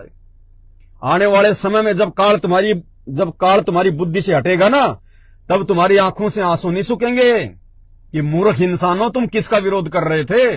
तुम किन सात संगतियों का विरोध कर रहे थे? भगवान के असली मिशन का, भगवान के सत्य मिशन का। अरे ये सतलोक आश्रम के जो आश्रम बने हुए हैं, जो गुरुजी का परिवार है, ये सत्य मिशन नहीं चला रहा, ये तो धंधा मिशन चला रहा है। धंधा कर रहे हैं ये लोग। असली मिशन सतगुरु रामपाल जी भगवान का केवल सात संगतियों के माध्यम से चल रहा है। और दास पहले भी कहता है, और दास आज भी कह रहा है, यही सत्य होगा जो परमात्मा दास से कहलवाते हैं। साध संगतियों से ही भगत सतलोक जाएगा, दूसरा धरती पे कोई तरीका नहीं है, धरती पे दूसरा कोई ट्रेनिंग सेंटर नहीं है। साध संगति से ही आप एक भगत बन सकते हो, नेक, सच्चे, मर्यादित, दूसरी धरती पे कोई जगह नहीं है। और साध संगति से ही परमात्मा अपने बच्चों को सतलोक लेके जाएगा। और वो आत्मा, उनका सौभाग्य जिनको परमात्मा ने सात संगतियों से जोड़ दिया, और जो सात संगति रूपी मिशन को समझ चुकी हैं, जान चुकी हैं, पहचान चुकी हैं, और निरंतर परमेश्वर के ज्ञान को आधार बना के और आगे बढ़ रही हैं।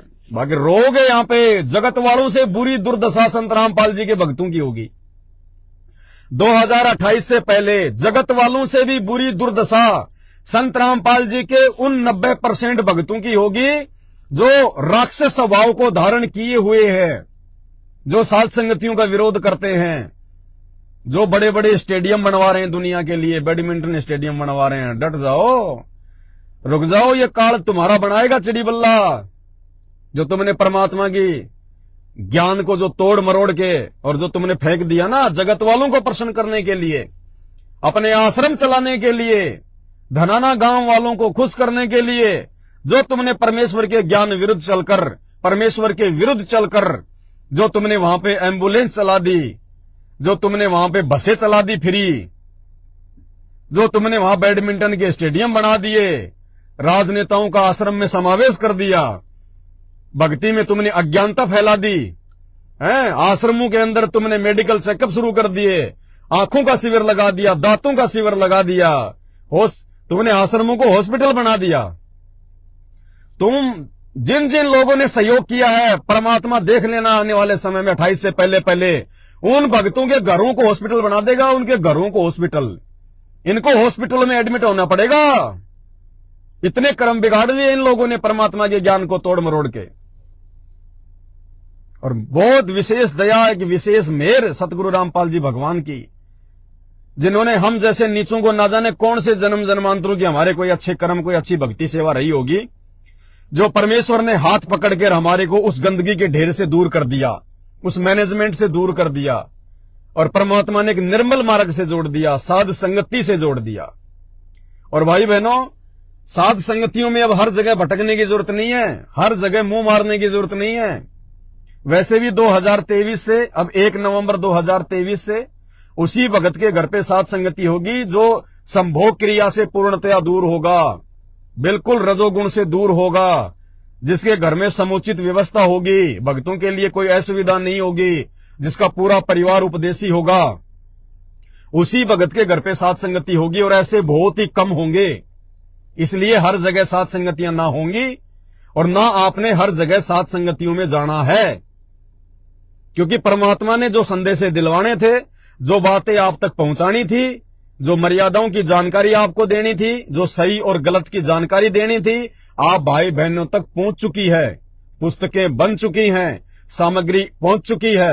अब आपने कहीं धक्के खाने की जरूरत नहीं है, वरना धक्के खाते रहोगे।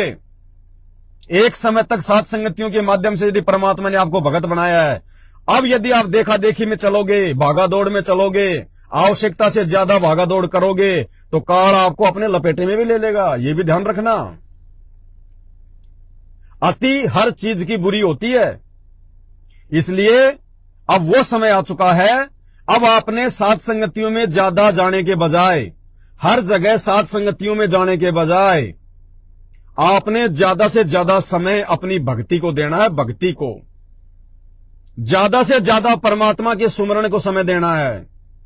और परमात्मा ने कह रखा है कि कम से कम अगर तुम्हें अपना बचाव चाहिए, कम से कम 1 माला डेली प्रथम मंत्र की और 5 माला सतनाम की, ये अपना नियम बना लो जैसे भी भाई। और आप साध संगति से जुड़े हुए हो, आप सत्सेवक हो, आपको परमात्मा ने दूसरे भक्तों से ज्यादा ज्ञान दे रखा है, आपको समझ दे रखी है, आपके साथ में भगवान है, इसलिए आपने भागा दौड़ी में मंत्र नहीं करने। ठीक है, कहीं आ रहे जा रहे हो अपना मंत्र करो, लेकिन हमने बैठ के शांति से परमात्मा को समय देना, हमने हर काम भागा दौड़ी में नहीं करना। ये तो परमेश्वर ने उन आत्माओं के लिए वाणी बोली है जो अभी ज्ञान को पूरी तरह से समझ नहीं पाए, जो अभी पूरी तरह से अपने जीवन के मकसद को समझ नहीं पाए। ये तो उनके लिए परमेश्वर ने कहा है कि नाम उठत नाम बैठत नाम सोवत जागबे, नाम खाते नाम पीते नाम से तिलागबे, कि जैसे तैसे तुम नाम पे लगे रहो। लेकिन अब साध संगति से जुड़ने के बाद में हम भाई बहनों को बैठ के मंत्र करने पड़ेंगे, विधि से मंत्र करने पड़ेंगे, बैठ के माला करनी पड़ेगी। कभी कभार ठीक है, इमरजेंसी, ये बात अलग है, अन्यथा भाई समय देना पड़ेगा परमात्मा की भक्ति को, तब बात बनेगी। क्योंकि भक्ति से ही सब कुछ होगा, भक्ति से ही गुरु जी प्रसन्न होगा, भक्ति से ही हमारा काम बनेगा, भक्ति से ही हमारा बचाव होगा, क्योंकि भक्ति से ही गुरु अपना आशीर्वाद बना के रखेगा। तो हर जगह साध संगतियों में धक्के नहीं खाने हैं, हर जगह हमने नहीं भ्रमणा, नहीं भटकना, वरना ये काल आपस में मनमुटाव पैदा करेगा। ध्यान रखना, ध्यान रखना। अब अगर हर जगह साध संगतियों में जाओगे, दौड़ोगे, भागोगे, क्योंकि इस समय हम किसी का कुछ नहीं कह सकते कौन मर्यादा में है। जब तक गुरुजी जेल से बाहर नहीं आ जाते तब तक हम सब की परीक्षा है। हम सब ने बहुत सोच समझ के चलना है, फूक फूक के कदम रखना है। कौन भगत मर्यादा में है, कौन भगत मर्यादा में नहीं है, किसी को नहीं पता। कौन अंदर से भगत है और कौन बाहर से भगत बनने का दिखावा कर रहा है। इसलिए आवश्यकता से ज्यादा किसी से मेल मिलाप नहीं, किसी से मेल जोल नहीं, किसी के पास आना जाना नहीं।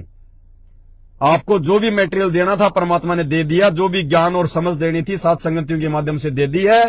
बचने बचाने की जानकारी मिल गई आपको, अच्छे बुरे कर्म कुकर्म की जानकारी मिल गई, भगवान के सत्संग आप सबके घर पे हैं, आपके मोबाइल में है, जानकारी आप सबके पास में है, शंका समाधान की पुस्तक आपके पास में है। अब आपने ज्यादा समय परमात्मा की भक्ति को देना है, मालिक के मंत्र सुमरण को देना है, समय पे अपनी आरतियां करनी है, हमने विधिवत आरतियां करनी है। इन मैनेजमेंट वालों की तरह तगारियां उठाते उठाते नित्य नियम नहीं करना, जो है गटर में बैठ के हमने रमेणी नहीं करनी, मोटरसाइकिल पे आते जाते हमने संध्या आरती नहीं करनी, खाना बनाते बनाते आरती नहीं करनी। अरे वो तो उन लोगों के लिए है जो लोग नए नए भक्ति से जुड़ते हैं और जिनको ज्ञान नहीं होता। वो चाहे अपना झाड़ू निकालते करो, चाहे खाना बनाते बनाते करो, वो उनका शुरुआती समय होता है। लेकिन आप और हमें परमात्मा ने भक्ति की उस ऊंची से ऊंची सीढ़ी पे बैठा दिया, साध संगति पे। अब हमने हर क्रिया को विधिवत करना पड़ेगा, विधिवत और मर्यादा में रहकर करना पड़ेगा। नहीं तो अगर साध संगति से नीचे गिर गए, ये लास्ट सीढ़ी है, लास्ट सीढ़ी 99 वाली। अगर इस सीढ़ी से यदि आप मर्यादा तोड़ के या अपने गुरुजी को दुखी करके अपने किसी भी कर्म से यदि अब आप साध संगति से नीचे गिरते हैं तो इस युग में नहीं उठ पाएंगे। जितने भी लोग साध संगति से टूट के जो गए हैं मैनेजमेंट में, भाई और बहनों डेफिनेटली नोट कर लेना, इस कलयुग में उनका मोक्ष नहीं है। आप ये सोचो कि मरने के बाद उनको दूसरा जन्म दे देंगे, कुछ नहीं है। जन्म तो 2 नहीं, उनको 100 मिल जाएंगे, लेकिन भगवान नहीं मिलेगा उनको। जो जो लोग साध संगतियों में जुड़ के, कम से कम जो लोग 6 महीने या 1 साल तक साध संगति में रहा और उसके बाद यदि वापस वो उसी मैनेजमेंट में जाके बैठ गया, भाई बहनों डेफिनेटली नोट कर लेना, ये मेरे नहीं परमात्मा की प्रेरणा से बोल रहा हूं आपको, मालिक के ज्ञान आधार से। इस युग में उस भगत का मोक्ष नहीं है, और ना जाने जब इस युग में नहीं है तो ना जाने फिर कब संभालेगा परमात्मा। कहते हैं जान बूझ साची तजे और करे झूठ से ने, जाकी संगत प्रभु सौपन में भी ना दे। देखो सही और गलत की जानकारी हमें परमात्मा ने मानव शरीर दिया है, एक गधे का शरीर नहीं है। सही और गलत की जानकारी इंसान 1 महीने में कर सकता है, 2 महीने में कर सकता है, हद मार के 3 महीने में कर सकता है। यानी मेरे साथ में आप जुड़े हो, मेरे विचारों से आप मेरी पहचान करोगे। कहते हैं साधु शब्दा परखिए दुख पड़े घरनार, सूरवीर जब जानिए जब रण बाजे तलवार। यानी संत और भगत की पहचान उसके शब्दों से होती है, उनके वचनों से होती है। और शब्दों से पहचान करने के लिए 3 महीना बहुत होता है। 3 महीने में तो आदमी चाहे जिसकी पहचान कर ले कि ये कैसा आदमी है और कैसे इसके विचार हैं। लेकिन जो व्यक्ति 1 साल से साध संगति से जुड़े फिर चले गए, 2 साल से साध संगति में रहे फिर चले गए, 3-3 साल साध संगति में रहे, 4-4 साल, 5-5 साल जो लोग साध संगति से जुड़े रहे, उसके बाद भी जो लोग मैनेजमेंट में जा रहे हैं तो वो लोग जानबूझ के सांची तजी है। उन्होंने जानबूझ के सांची तजी है। वो साध संगतियों में कोई जो है कमियां निकाल के नहीं गए, और ना कोई माई का लाल साध संगतियों में रति भर भी जो है वो कमी निकाल सकता। वो अपने राग द्वेष करके गए हैं, वो मान बढ़ाई के चक्कर में गए हैं, वो निंदा और बिंदा के कारण गए हैं, वो अपनी कमजोरी के कारण गए हैं। जरूर उन्होंने अपनी मर्यादाएं तोड़ी है, जो मर्यादाएं बचाने के लिए साध संगति में संदेश दिए जाते हैं। जरूर उन्होंने परमात्मा की मर्यादाएं तोड़ी हैं और उनके ऊपर काल का जो है वो दबाव बढ़ा है। उसके बाद वो लोग साध संगति से हटके उस कचरे के ढेर सतलोक आश्रम में गए हैं। तो 1 साल से लेके 5 साल तक जो लोग साध संगति से जुड़े रहे और उसके बाद भी जो लोग अब उसी कचरे के ढेर सतलोक आश्रम में जाके बैठ गए या साध संगतियों को छोड़ के चले गए, पुण्यात्माओं डेफिनेटली नोट कर लेना, इस युग में, इस कलयुग में अंत तक उनका मोक्ष नहीं है, क्योंकि उन्होंने जानबूझ के सांची तजी है। और रोएंगे देख लेना, और रोना ये फिर जब मोक्ष नहीं होगा तो फिर क्या है। अगर मानव जन्म भी होंगे तो मानव जन्म में कौन सुखी है? जब भगवान की शरण में रहते सहते आप उनको नहीं पहचान पाए, और जब भगवान यहां से चला जाएगा उसके बाद आपको चाहे राजा का जन्म क्यों ना मिलो, दुर्गति है, दुर्गति, अकाल मृत्यु, दुर्गति। कब एक्सीडेंट हो जाए, कब लड़ाई झगड़े में मारा जाए, कब कोई भयंकर रोग लग जाए और मां के गर्भ में 9 महीने वो नरक भोगेगा हर बार। दुर्गति दुर्गति है, दुर्गति दुर्गति है। तो बस ये छोटा सा संदेशा था आप सभी भाई बहनों के लिए परमपिता परमेश्वर के आशीर्वाद से। बाकी जो जो मेरे भगत भाई बहन साध संगति में जुड़े हैं और जिनका मकसद केवल इतना ही है कि मुझे तो अपना आत्म कल्याण करवाना है। चाहे कोई भगत मुझे गाली दे, चाहे मुझे कुछ भी कहे, मुझे भला कहे चाहे मुझे बुरा कहे, मुझे कोई लेना देना नहीं है भगतों से। मुझे तो केवल ज्ञान से मतलब है कि मुझे इनसे सीखने को क्या मिल सकता है, बस उसको अपने जीवन में मैं लागू करूं। ऐसा भगत जिसको 20 गालियां दे दो तब भी हाँ भगत जी कोई बात नहीं, भगत जी हो सकता है, भगत जी मैं ही नीच हूं, भगत जी मेरे कर्म फूटे हुए, भगत जी मेरी गलती है, भगत जी। ऐसा भगत परमात्मा को प्यारा होता है। ऐसा भगत सात संगति में टिकेगा। ऐसा भगत सतलोक की यात्रा करेगा। और मान बड़ाई चाहने वाला, राग द्वेष फैलाने वाला, छोटी सी बात को समझाने बुझाने के बजाय उसको बड़ा करके पेश करने वाला, वो भाई नरक में जाएगा। नरक में, नरक मतलब इसी काललोक में रहेगा। तो अब हमने हर प्रकार से भगत बनना है, परमात्मा को प्रसन्न करना है। हमने अपने गुरुजी को देख के चलना है। हमारे गुरुजी को दुनिया ने कितनी गालियां दी, कितना बदसलूकियां की दुनिया ने हमारे गुरुजी के साथ में। क्या गुरुजी ने कभी किसी के प्रति कोई एफआईआर की, कोई मुकदमा किया? किसी को गुरुजी ने गाली गलौच निकाली? किसी को गुरुजी ने बद्दुआ दी? तो हमने भी अपने गुरुजी के जैसा बनना है। कीट न जाने भृंग को गुरु कर ले आप समान, गुरु को कीजिए दंडवत कोटि कोटि प्रणाम। जब तक हम अपने गुरुजी के अनुसार नहीं चलेंगे, अपने गुरुजी के वचन के अनुसार नहीं चलेंगे, तब तक हम भगत नहीं बन सकते। और भाई वो भगत बनने का एकमात्र फॉर्मूला केवल साथ संगति में है। दूसरा धरती पे कहीं नहीं है, चाहे कहीं भी धक्के खाते रहना। तो जो समझदार आत्मा है उनको तो ज्यादा समझाने की आवश्यकता नहीं पड़ती है। उनको तो पता है कि हमें क्या करना और क्या नहीं करना है। और साथ संगति से जोड़ के परमात्मा ने हमें क्या दे दिया और हमें क्या मिल चुका है, तो वो तो निसंशय है। वो ना किसी आश्रम की तरफ मुंह करके सोती, ना किसी कुपात्र को ज्योति पाठ और दान का वो पैसा देती। उनको तो केवल इसी बात का इंतजार है, जब तक हमारे गुरुजी नहीं आते हैं तब तक हम अपने घर बैठ के अपना धंधा करेंगे, अपनी भक्ति करेंगे। और जो ज्ञान आधार से चलेगा उसके साथ है। जो वास्तव में भगत होगा उसकी यश में यश है।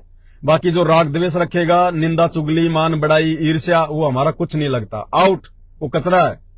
और जिस दिन हमारे गुरुजी बाहर आएंगे और जिस भी आश्रम में आएंगे, जिस भी भगत के घर पे आएंगे, जहां भी आएंगे, जिस भी स्टेट में जाएंगे, जिस भी देश में जाएंगे, जहां धरती पे हमारे गुरुजी के पैर पड़ेंगे, उस समय हम अपने परमात्मा से मिलने जाएंगे, अपने गुरुदेव का आशीर्वाद लेने जाएंगे। और उस समय जो आदेश हमारे गुरुजी हमें देंगे वो हमें स्वीकार्य होंगे। उससे पहले गुरुजी का सत्संग ही हमारा आदेश है। गुरुजी का सत्संग ही हमारा असली गुरु है। ज्ञान ही हमारा असली गुरु है। बाकी गुरुजी के परिवार के चक्कर में, किसी बहुत बड़े भगत के चक्कर में, किसी कोऑर्डिनेटर के चक्कर में, ये मूर्खों के काम है, बेबुद्धि लोगों के काम है, ज्ञान आधारी भक्तों के काम नहीं है। तो इस प्रकार से जो व्यक्ति इस ज्ञान मार्ग पे रहेगा वो टिक पाएगा। अन्यथा काल भाई साहब कान पकड़ पकड़ के ले जाएगा। 28 तक कान पकड़ पकड़ के। अभी साध संगतियों में भी बहुत छटनी होनी है। साध संगतियों में भी छटनी होनी है, क्योंकि साध संगति में भी राग द्वेष करने वालों की कमी नहीं है, ईर्ष्यालुओं की कमी नहीं है। हमें नहीं पता, मुझदास को नहीं पता कि साध संगति में कौन क्या कर रहा है। ठीक है, दास को कोई अगर गलत दिखाई देता, दास उसके मुंह पे बोलता उसी समय। लेकिन फिर भी यदि साध संगति में कोई बगुला भगत है जिसके अंदर सारे विकार हैं, सारे उठपटांग हरकतें बातें, और बाहर से बिल्कुल भगत बना दिखाई देता है, तो भाई पवन दास को तो धोखा दे दोगे, आसपास वाले भक्तों को तो धोखा दे दोगे, लेकिन अंतर्यामी सतगुरु रामपाल जी भगवान को धोखा नहीं दे पाओगे। समय आने पे परमात्मा कान पकड़ के बाहर कर देगा साध संगति से, कान पकड़ के कोई भी बहाने से। अगर भगत बनना है तो भगत के लक्षण, भगत के गुण, भगत की मर्यादा, भगत के विचार परमात्मा ने तुम्हें खूब बता दिए सत्संगों में भी, और साध संगतियों में भी हर बार यही जानकारी दी जाती है। अगर भगत बनना है तो भगत की हैसियत से रहना पड़ेगा, मर्यादाओं में रहना पड़ेगा। लगना चाहिए कि ये संत रामपाल जी का भगत है। अगर 100 जगत वाले आदमी खड़े हैं और एक यदि उनमें भगत है तो लगना चाहिए कि ये संत रामपाल जी का भगत है। उनकी तरह टोरे से रहने वाला, गहने गाठी पहनने वाला है, ऐसी बद्दी कटिंग कराने वाला, फ्रेंच कट रखने वाला, ये संत रामपाल जी के भक्तों के लक्षण नहीं है। लगना चाहिए कि बंदा संत रामपाल जी का भगत है, ये संत रामपाल जी की चेली है, संत रामपाल जी का चेला है, लगना चाहिए उसको ऐसा। अभी 5-7 दिन पहले की बात है, एक बहन है हमारी, उन्होंने संकल्प ही नाम दीक्षा ली, संकल्प नाम दीक्षा। और इतनी दृढ़ हो गई वो ज्ञान पे, सात संगति से जुड़ गई थी, शंका समाधान की पुस्तक पहुंच गई और पूरा परिवार उसका अनुपदेशी, और उसने सब कुछ उतार दिए, गहने वाणे, टिक्की बिंदी सिंदूर, कुछ नहीं, सादा कपड़े बिल्कुल। अब घर में उसका विरोध बढ़ गया, क्योंकि ये तो 36 का आंकड़ा है, होना ही होना है। बहुत विरोध हुआ, बहुत विरोध हुआ, बहुत सहन किया बहन ने।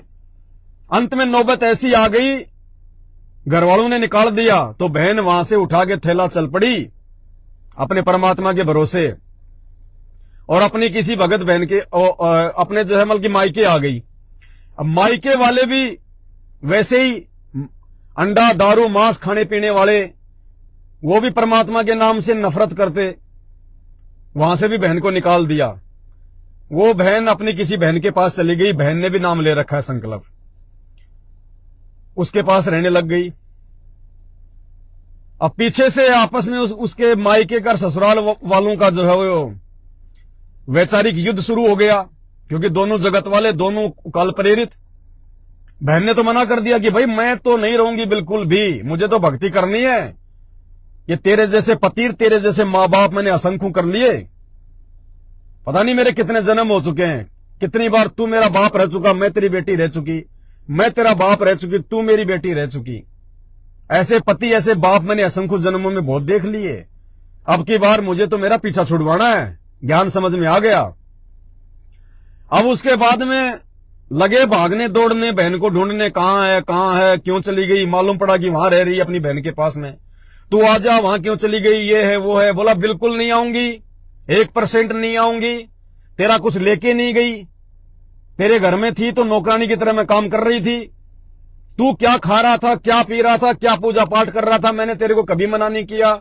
मैं क्या करूंगी, क्या पूजा पाठ करूंगी, ये मेरा विषय, तू कौन होता है बोलने वाला। तेरी स्त्री हूं तो इसका मतलब मेरे को दबा के रखेगा तू। हूं तो इंसान ही, अगर लेडीज हूं तो क्या हुआ, हूं तो इंसान ही, मेरे भी अधिकार हैं।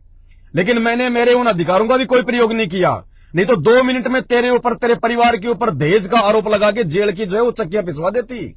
लेकिन मैं संत रामपाल जी की शिष्य हूं, मेरे गुरु ने मेरे को ऐसी शिक्षा नहीं दी, नहीं तो 2 मिनट में जेल में जाते पूरा का पूरा परिवार।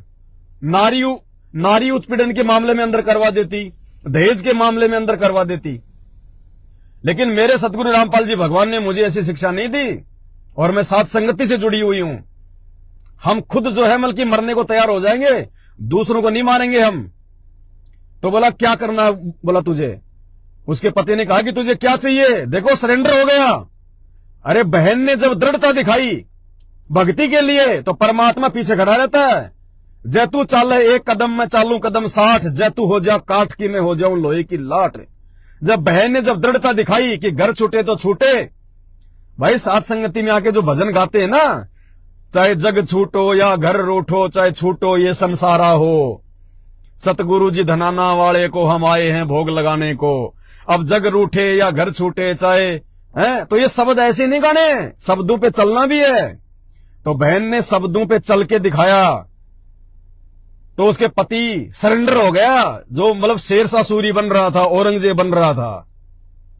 क्योंकि इज्जत तो उनके भी है ना, लोग तो उनसे भी बात करेंगे ना, भाई क्यों गई, क्या कर दिया। वो तो बेचारी ना कुछ को लड़ाई झगड़ा करती थी, ना कुछ और था, क्यों निकाल दिया तुमने घर से। तो भगत से ज्यादा इज्जत तो जगत को है। बोला तू क्या चाहती है, बोला सेपरेट तो चाहिए मुझे कमरा, महीने का 1 किलो चाहिए मुझे घी, और मैं जो भक्ति करूंगी उसमें किसी प्रकार की कोई बाधा नहीं होनी चाहिए, और जिस कमरे में मैं रहूंगी उस कमरे में मेरे गुरुजी के अलावा और मेरे अलावा दूसरा कोई प्रवेश नहीं करेगा। बोला माई तेरी सारी शर्तें मंजूर है, तू आ जा। बोले ऐसे नहीं आऊंगी। बोला अब क्या चाहिए।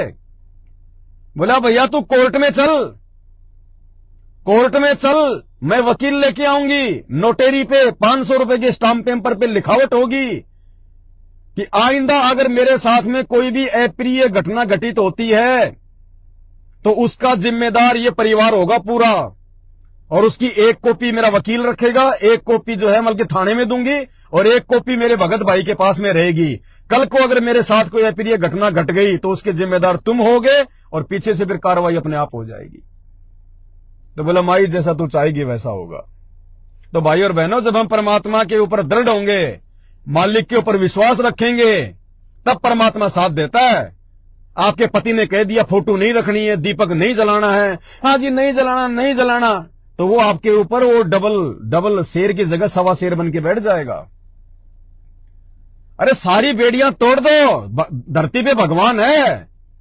मीराबाई जब घर छोड़ के चली थी तो ये सोच के नहीं चली थी कि मैं किसी भगत के घर पे रह जाऊंगी, कहीं और रह जाऊंगी। वो तो चल पड़ी परमात्मा के नाम पे। उसकी व्यवस्था वृंदावन में परमात्मा ने करी। तो आप भी ये सोच के देखो, जितना हो सके उतना तो संघर्ष करना है, चाहे भगत भाई हो चाहे भगत बहन हो, जितना हो सके उतना संघर्ष करना है। गालियां दे रहे हैं देने दो, कोई दिक्कत नहीं है। भला बुरा करें कहने दो, कोई दिक्कत नहीं है। एक आधा थप्पड़ मार दे, कोई दिक्कत नहीं है। जब तक आपके परिवार वाले आपका सामान उठा के रोड पे ना फेंक दे, तब तक घर नहीं छोड़ना। और जिस दिन छोड़ दे, आपका सामान फेंक दे, उस दिन वो घर मत देखना, फिर घर मत देखना, फिर परमात्मा पे आश्रित रहना। रोड पे जाके बैठ जाना, बस स्टैंड पे जाके बैठ जाना। वो परमात्मा है, वो किसी न किसी रूप में, किसी न किसी तरीके से धरती पे समर्थ परमात्मा है। ये कोई देवी देवता नहीं है, ये सारी सृष्टि का रचने वाला है, जिसने सबको जगह दे रखी, सबको मकान प्लाट दुकान दे रखी, जिसने देवताओं तक को राज्य दे रखे हैं कि अपने भगत को भक्ति करने की जगह नहीं देगा।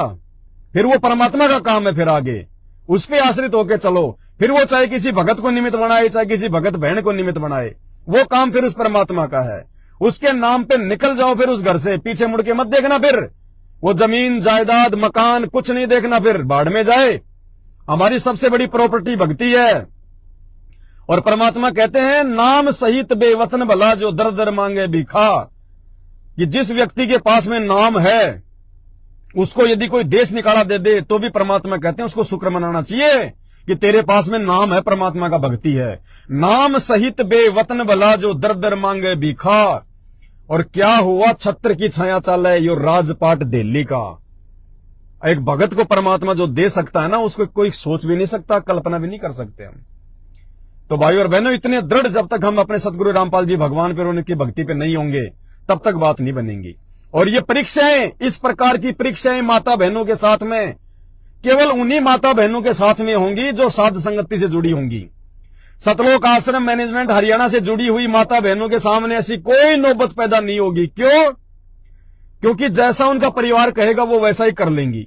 माता पूजनी है, हाजी पूज लेंगे। कल आश्रम में सत्संग है, हाजी वहां भी चलो। अरे तूने बिंदी नहीं लगाई, तूने सिंदूर नहीं लगाया, हाजी अभी लगा लेती हूं, ये लगा ली। सत्संग में भी जा रहे। अरे तूने सारे गहने उतार दिए, पैर इनको, नहीं तो घर में नहीं रहने देंगे, हाजी अभी पहन लेती हूं। यानी सतलोक आश्रम मैनेजमेंट हरियाणा से जुड़ी हुई माता बहन भाइयों की कोई मर्यादा नहीं है। उनको कोई वो ज्ञान नहीं है जो ज्ञान परमात्मा देना चाहते हैं। वो जगत में जाती हैं तो जगत वाली बन जाती हैं। घर में कोई शादी ब्याह रिश्तेदारी में है तो सज धज के बिल्कुल हार श्रृंगार करके वो जगत में जगत की तरह और भक्तों में और सत्संगों में भगत बन के चले जाते हैं। इसलिए काल उनको कुछ नहीं कहेगा। क्यों? क्योंकि उन सबकी मर्यादा टूटी हुई है। वो सब काल के जाल में है। समझ रहे हैं कि हम संत रामपाल जी के भगत हैं, संत रामपाल जी की भक्ति कर रहे हैं, लेकिन वो काल की हद में है, सब काल की जकड़ में है वो। अरे लगना चाहिए कि ये संत रामपाल जी की चेली है, ये संत रामपाल जी का चेला है और ये जगत वाले हैं। लगना चाहिए। संघर्ष के बिना भक्ति नहीं हो सकती। तुम जगत में जाओ जगत वाले बन जाते हो, सत्संग में जाओ तो तुम भगत बन जाते हो। ये सतलोक जाने के लक्षण नहीं है। इसलिए सबसे ज्यादा विकट परिस्थितियों का सामना भी यदि किसी को करना पड़ेगा आने वाले समय में या वर्तमान में, वो भी साध संगत वालों को ही करना पड़ेगा। क्योंकि परमात्मा जिस आत्मा को सतलोक लेके जाना होता है, परमात्मा ने उसी आत्मा को परमात्मा ज्यादा से ज्यादा ठोक बजा के देखता है। लोहार ने जिस लोहे का अच्छा आइटम बनाना होगा उसी को बार बार आग में देगा, फिर हथौड़े की चोट मारेगा, आग में देगा, फिर हथौड़े की चोट मारेगा। जिसकी कोई अच्छी वस्तु बनानी होगी, कीमती वस्तु बनानी होगी। तो भाई और बहनों, परमात्मा ने साथ संगति से आप और हमारे को इसलिए जोड़ा है ताकि हम संघर्ष कर सकें, हम अपने गुरुदेव भगवान को जो है वो प्रसन्न कर सकें। जिन बातों से गुरु दुख पावे उन बातों को दूर बहावे। पति जाए भाड़ में जाए, पत्नी जाए भाड़ में जाए, परिवार जाए भाड़ में जाए, अगर भक्ति के बीच में कोई आएगा तो हमारा कुछ नहीं लगता, कुछ नहीं, कोई डरने झगड़ने की बात नहीं है। हमने लड़ना नहीं, झगड़ना नहीं, हमने डरना भी नहीं। और फिर हमारा साथी हमारा गुरु है, हमारा भगवान है, और परमात्मा हमारी उस परिवार से भी अच्छी व्यवस्था कर देगा, उस परिवार से भी अच्छी व्यवस्था यदि विश्वास होगा तो। इसलिए भाइयों और बहनों, परमात्मा ने बड़े सौभाग्य से आप और हम चंद पुण्य आत्माओं को साथ संगति से जोड़ के ये अनमोल मौका दिया है। अनमोल मौका। इस साथ संगति में जुड़ने के लिए तो देवी देवता भी तरसते हैं, देवी देवता भी। उनको तो संत रामपाल जी की शरण ही नसीब नहीं है। साथ संगति तो बहुत ऊंची चीज है। साथ संगति में तो संत रामपाल जी के मार्ग की वो क्रीम आत्माएं हैं, वो क्रीम आत्माएं। देवी देवता भी रोते हैं भगत बनने के लिए, और साथ संगति से जुड़ने के लिए तो पुण्यात्माओं कितने युगों युगों की तपस्या, कितने जन्म जन्मांतरों की भक्ति और गुरु जी का आशीर्वाद चाहिए। हर किसी के बस की बात नहीं है, अरे गहरे की बस की बात नहीं है साथ संगति से जुड़ के रहना। अंतिम समय तक साथ संगति से वही जुड़ के रहेगा जो परमेश्वर का हीरा मोती लाल होगा, और जिसको परमात्मा ने इसी जन्म में सतलोक लेके जाना होगा। बाकी कोई 6 महीने जुड़ेगा, आंधी की तरह आएगा, तूफान की तरह भाग जाएगा। कोई 1 साल जुड़ेगा, कोई 2 साल जुड़ेगा, कोई 4 साल जुड़ेगा। पता नहीं, दास ने तो असंख्यों देखे हैं, आंधी की तरह आने वाले, तूफान की तरह जाने वाले, ना जाने कितने गए कितने आए। दास ने तो बहुत देखे हैं ऐसे लोगों को। इसलिए मेरा तो बेटर एक्सपीरियंस है। इसलिए दास का विश्वास अपने गुरुदेव भगवान पे दृढ़ है कि परमात्मा चाहे सारे जाओ चाहे बाढ़ में जाओ, परमात्मा इस दास को तो साथ संगति से जोड़ के रखना, अपने चरणों से जोड़ के रखना। परमात्मा हे परमेश्वर, सौपन में भी कोई गलती ना हो जाए परमात्मा। ये तो ऐसा समय चल रहा है मालिक, इस समय तो सौपन में भी कोई मर्यादा नहीं टूटनी चाहिए हमारी। ऐसा विकट समय है ये। 2028 से पहले पहले ऐसा भयानक समय आने वाला है। वैश्विक युद्ध, प्राकृतिक तांडव, भूकंप, अकाल, पता नहीं कैसी कैसी आपदाएं आएंगी। और ये उस समय परमात्मा अपने उन्हीं बच्चों के साथ में रहेगा जो बिल्कुल दृढ़ होकर रहेंगे अपने गुरुदेव भगवान के ऊपर। उन्हीं को परमात्मा हथेलियों पर रखेगा। नहीं तो भगत हो चाहे जगत हो, काल जो है चोटी पकड़ पकड़ के ले जाएगा। अरे भगतों की तो आज ही दुर्गति हो रही है, भगतों की तो जगत से भी ज्यादा दुर्गतियां हो रही है। जब आज ही गुरु जी अपने भक्तों को नहीं बचा रहे तो आने वाले समय में फिर कहां से बचाएंगे। तो परमात्मा ने 27 साल से ज्ञान और ये मर्यादा इसलिए बताई है कि मेरे भरोसे ना रहना, ये भक्ति बचाएगी। भक्ति मर्यादा में रहोगे, भक्ति करोगे तो मेरा आशीर्वाद तुम्हारे तक पहुंचेगा। नहीं तो भाई साहब 36 के भाव में जाओगे, 36 के भाव में। बंदी छोड़। सतगुरु रामपाल जी परमेश्वर जी की जय हो।